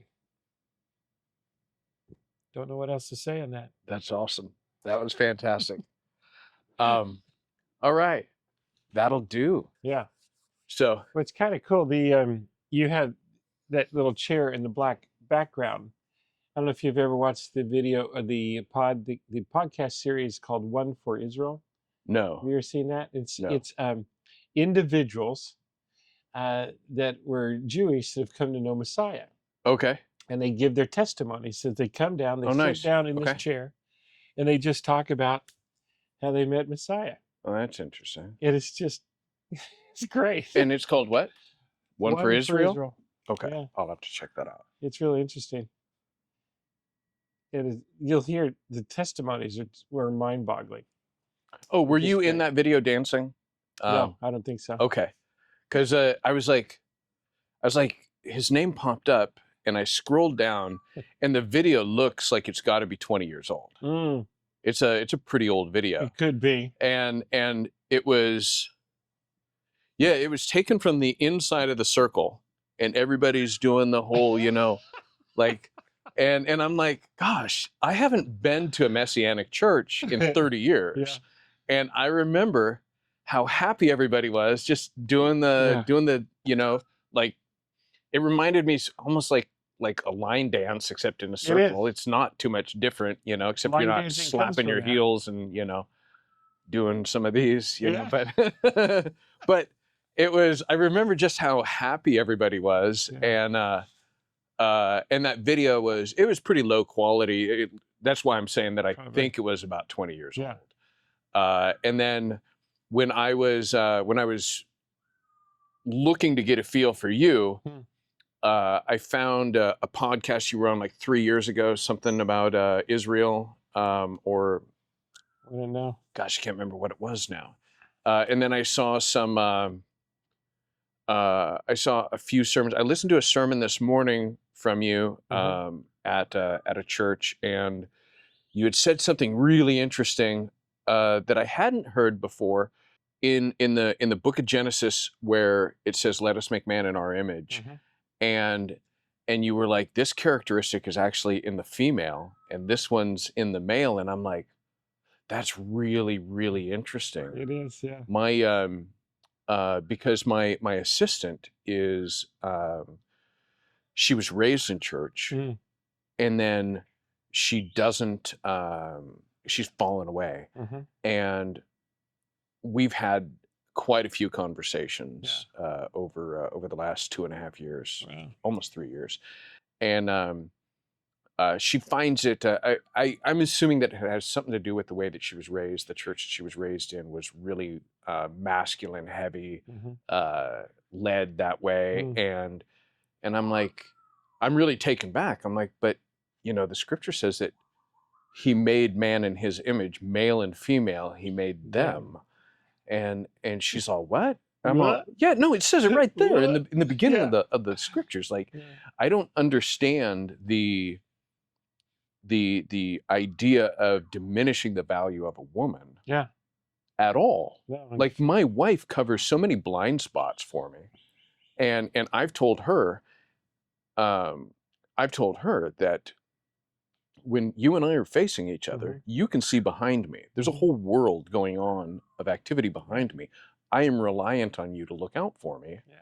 And there's things that you're good at that it was very difficult for me to deal with, that I had been running the shop for 13 years. I knew that I wasn't good at operations. She comes along at 22 years old, and 9 months in, she's better than me. And I'm like, this is the worst. So are we recording this? Oh yeah. Oh yeah. No, she's super Good. aware. Like, Yes. I don't hide any of this stuff from her. Yeah. And I told her that that part of my ambition for her is that I want to make a really, really great person to send out into the world, because it's unlikely that she's going to be with me forever. Yeah. Most of the people that have shown up in my life that have been extraordinary contributors, somebody else built them. Yeah. And I want to contribute like that for somebody else. And then there's a saying, that, what if I build them and they leave? Well, what if you don't and they stay? Like, is that really what you want? Yeah. No, I want to. And if I can figure out how to build somebody and they leave, I can do it again, but faster. I can do it again and better. So let's just figure this stuff out and go. Yeah, the Hebrew pictures of a woman is a picture that stands along beside the man that she's married to in a warrior stance. Okay, so she's not going to let harm come to her family or harm come to the husband that she loves. So many times we undervalue that trait within a woman. If you think about it, what's the one thing you fear in life if you were to meet a bear? Usually the mama bear. Okay. Yeah. So it's kind of that sort of feel. And so that's one of the characteristics she brings to the table, just one of them. But it's no, there's a ferocity amongst women that is scary. Yeah. Like, when men get into a fight, there's usually a little bit of machismo and a little bit of posturing clear up till the end. Yeah. And with the women, absolutely not. They're just interested in destroying something. They're at a completely different level of focus. Yeah. Their focus isn't on how do I look while I'm doing this. Their focus is on what's the weak point for me to exploit and destroy. And this about I don't know, 6 weeks ago, I put on an event at our church, a men's conference, and I spoke about I called mine "Why Your Wife Is So Loud," and I was explaining that when God made the woman out of a rib, I've heard people say, oh, if it was a bone out of the head, she would rule over you. If it was out of your foot, it'd be so that you could rule over her, but it's under your arm so you can like cuddle her and like protect her. And I'm like, there may be some truth to that. It's actually to hold your core up to give you stature. So the picture and the Hebrewness of that is a woman holds her man up. And you ever hear the saying, that behind every great man is a great is a great woman. Well, that's almost a biblical concept, because what she brings to the home, which is a Proverbs 34 woman, what she brings to the home gives the man stature. If she pulls that away from him, then he's immediately destroyed. And so when you read in the Psalms and read in the Proverbs, one of the worst things that you could have is a woman that Yeah. belly aches the whole time. Yeah. Okay. So what happens there is she pulls the strength away from the man. So she has two choices. Encourage the strength within the man that makes him stand tall and gives him stature, being the rib, or hits him in the gut, pulls the stature away. I was telling the guys that that the ribs are a defensive bone, right? That's their primary function, is to defend your vitals. Yeah. And basically what God did was give your wife access to your heart in a way that nobody else on the planet does. Yeah.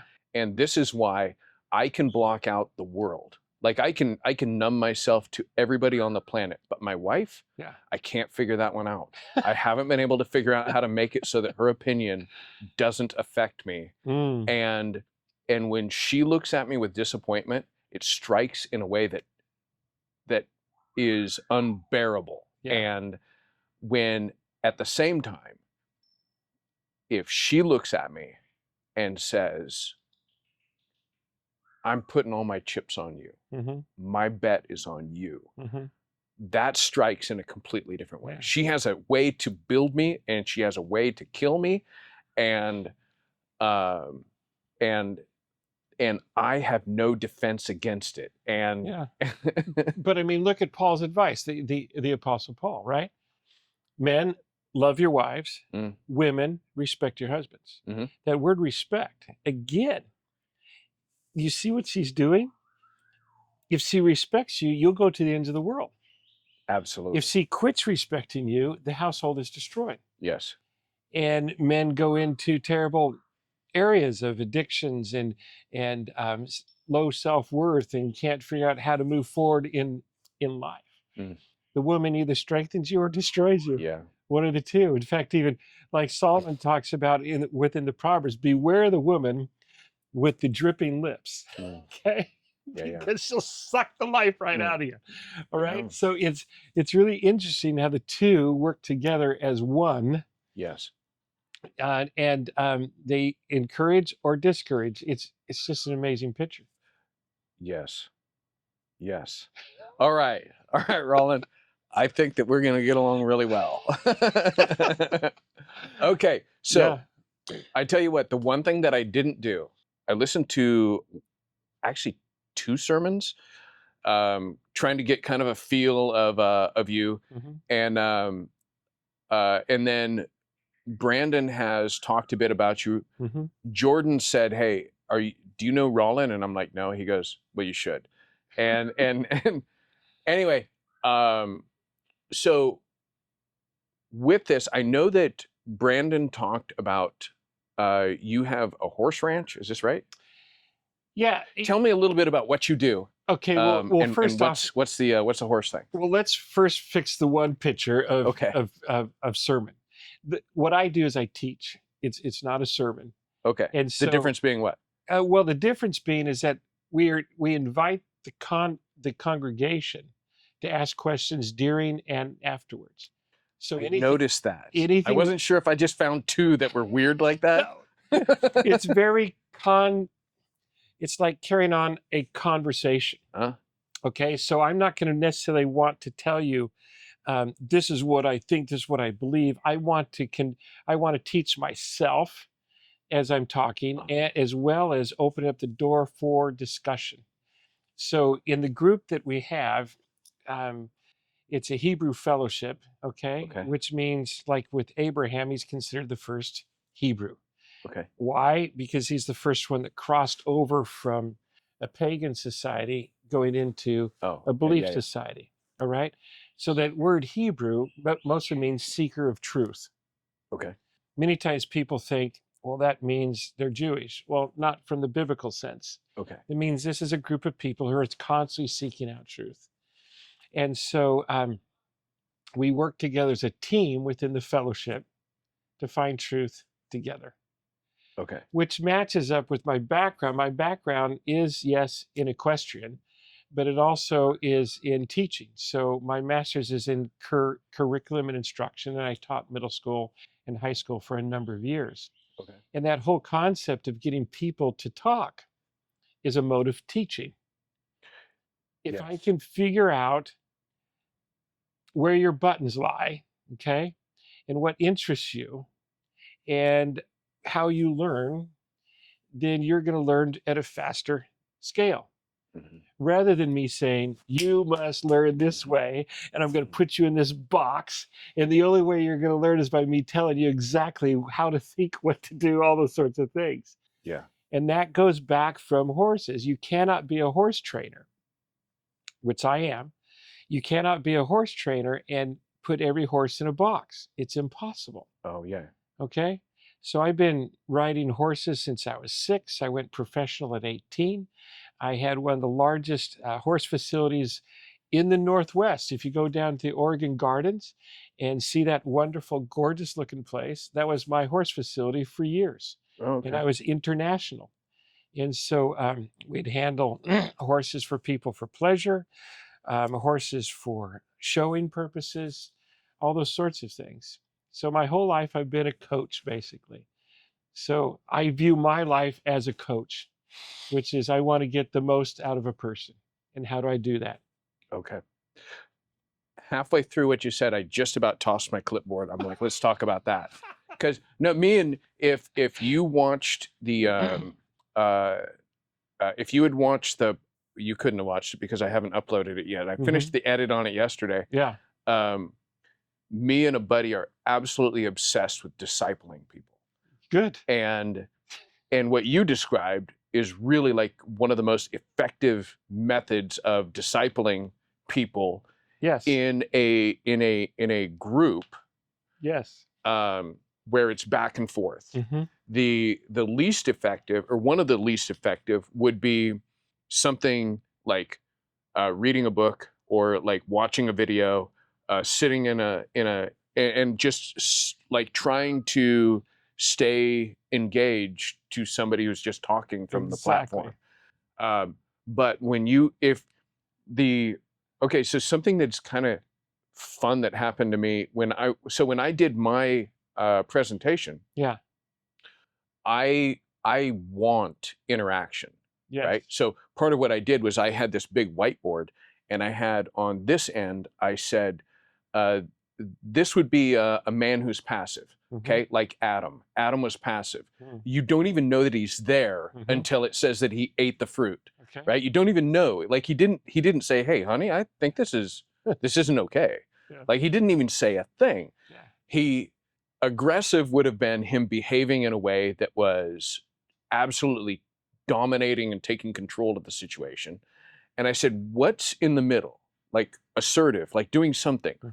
And I said, guys, what would be, like we know what passive would be. I don't do anything. What's the message? And people would start telling me what the message was of him not doing anything.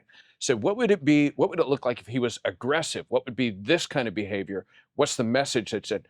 And the funny thing is that after 25, 30 minutes of this conversation, we're having this long conversation.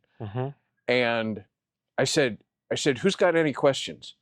The room was completely silent, and it like it goofed me up. I was like, wait a second, there should have been a bunch of questions. They asked them all during the conversation, during the whole time. There was so much back and forth that I could have actually made my presentation an extra 30% because there was so much interaction in it. The other 5 speakers had a ton of Q&A at the end because there were so many, and I think one of the weaknesses is that you have to remember what it was that you had a question about. Correct. The context, like everything. But if you can make it so that you design your presentation for interaction, now we're cooking. Now we're doing something very interesting. I really don't. I mean, I wish I could design better. But typically, if I'm giving a teaching, I have an outline. I know kind of where I want to go, but I don't know what's going to be said that day because I don't know what the interaction is going to be like. And so we move from a teaching to a thing that we call a midrash, which goes for about another hour and a half to 2 hours. And people just talk. What's the And structure? Walk me through this. so You started out we and start out with the teaching to get your Okay. juices going. Okay. At least bring up questions that may cause you to go, wow, I've never heard of that before. Okay. Or I've never really opened up the scripture like that before. Okay. Okay. And so that gets your juices going. Then we take a break and then we come back and we read through some of those things more in a more scoped out way. So right now, during a teaching, I might show you some verses, but then we dig deep and we take those verses and we see the context, which is what they were meant to be. Okay. Then we ask more questions. What do you think about this? So, like example, you said, I wish that, Adam should have been aggressive, or how come he wasn't aggressive, or was he aggressive? And my question to you is, why would you use that term, aggressive? Is there another term that you could use? Why did that come to mind for Adam? What are you looking for Adam to actually do? What was Adam's job as husband? Okay. And so then we look up meanings for the word husband, or we look up the meaning within the text. So if I'm looking at, let me back up. Husband in the Hebrew context means covering. Okay. That means I'm your protector to his wife. So how would I cover my wife? And what happens with a wife when she feels covered or protected? Does he feel stronger or weaker? If you look at some other things, even if you look at the Torah, if you go into that further, you'll find out that if a woman makes a vow without the covering of her husband, then that vow is null and void. Yeah. So she needs the covering. Why? Because two are better than one. Iron sharpens iron. Okay? So if we're one, then we shouldn't be separated. Yeah. One should be along beside. That's the warrior woman, holding your rib cage up. And one should cover the family. That's the head. Yeah. Okay? So even if you look at scripture itself, the Aleph and Bet, those are the two letters of the Hebrew alphabet. Aleph means the strength. Bet means the house. So what's the strength of a house?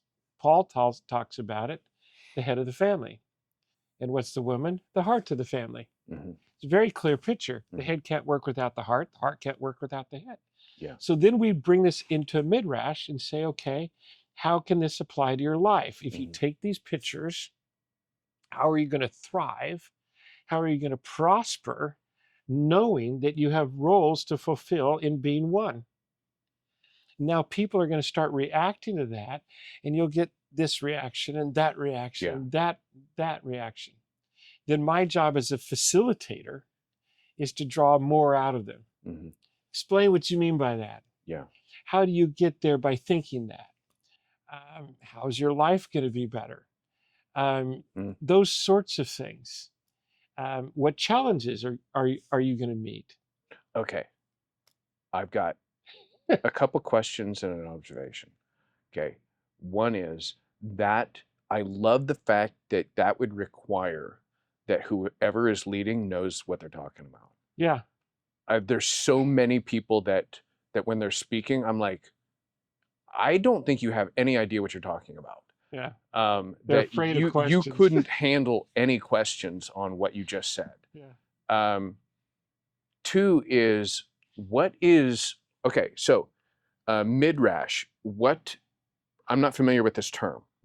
And what's the best size group or the largest group that you could run this sort of framework with? It depends on the comfortability of the group, and you'll find that out within seconds.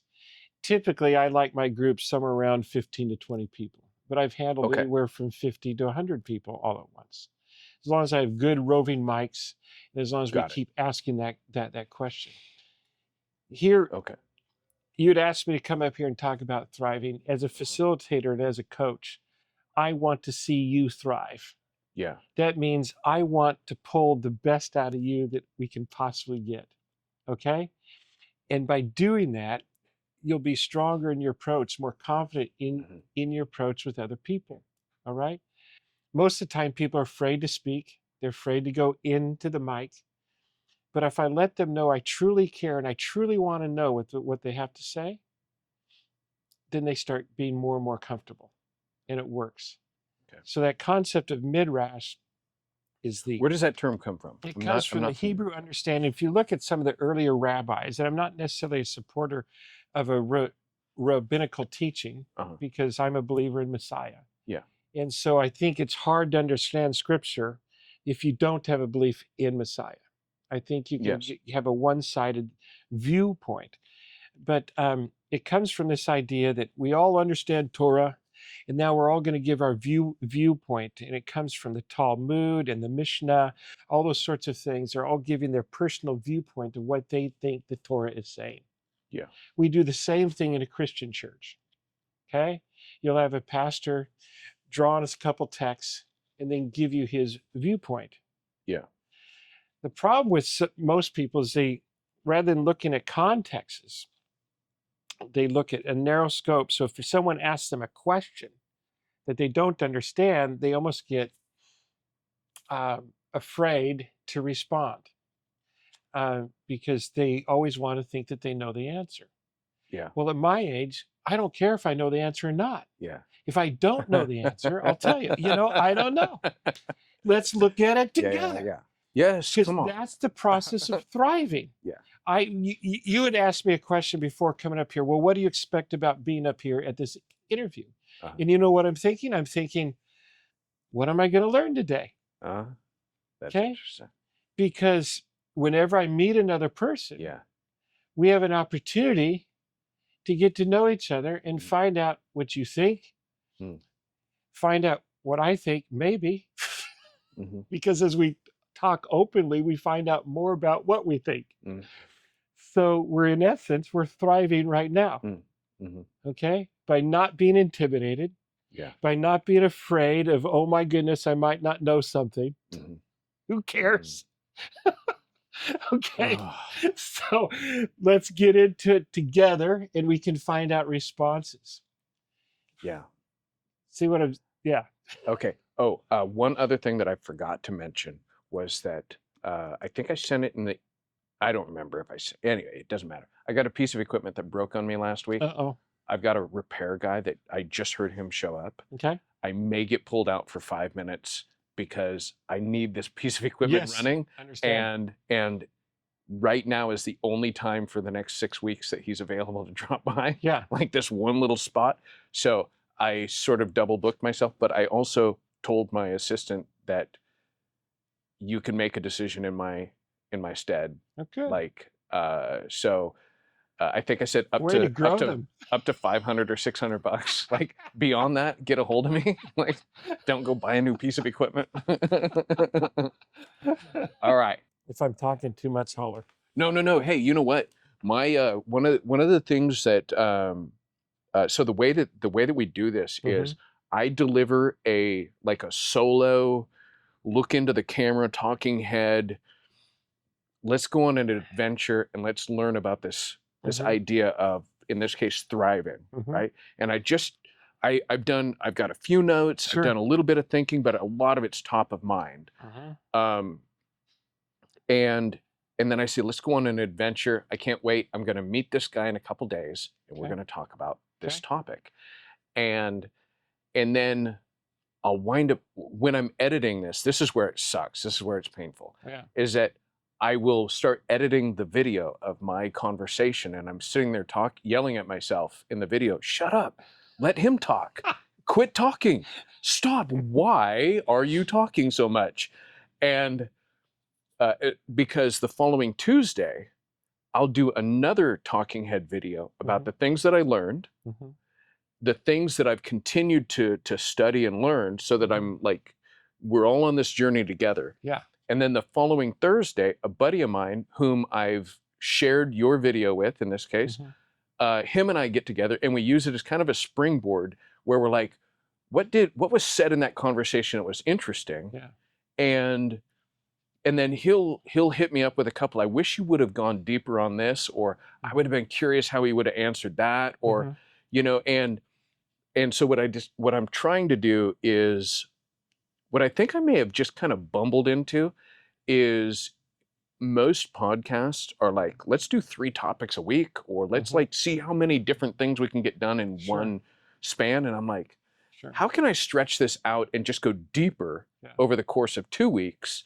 And you know what? The long game is that at the end of 2 years, Yeah. I'm going to have a handful of podcasts because the clarity or the created framework, when I get to the end of daring, I'm going back to clarity, and we're going to go through all 7 topics Sure. again, and then again and again until I've really plumbed it, or I've got a new framework that I'm going to start working through. And then you can go over to a tab on the YouTube channel that says playlists, and you can watch every one of the conversations about top clarity. It'll be made so that if you really want to go deep, yeah, you can just start marathoning through all of these conversations on it. And I suspect that after a year, and I've gone through it a handful of times, that they will become more and more insightful and more yeah. Typically, helpful. I would agree, because when you listen to words, our first reaction to words is from our baggage. So if I hear a particular word, it can move me a certain way. But if I actually listen to how the words are being chosen and take the time to process it, you might come up with a different answer. Can you do me a favor? Today I got to be here till about noon, so I can give you that. But I have clients this afternoon because I No, coach you're good. people. You're good. Yeah. I honestly, I appreciate the conversation so far. I mean, honestly, we could probably just about wrap it up. And I would I'm happy.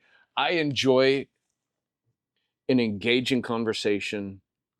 I enjoy a conversation where somebody is talking from experience about something that they're passionate about, that I share that same passion. And everything that you've said, like I completely understand why Schmunk and Jordan both said you need to talk to this guy. Well, they're being gracious. That's nice. Yeah. But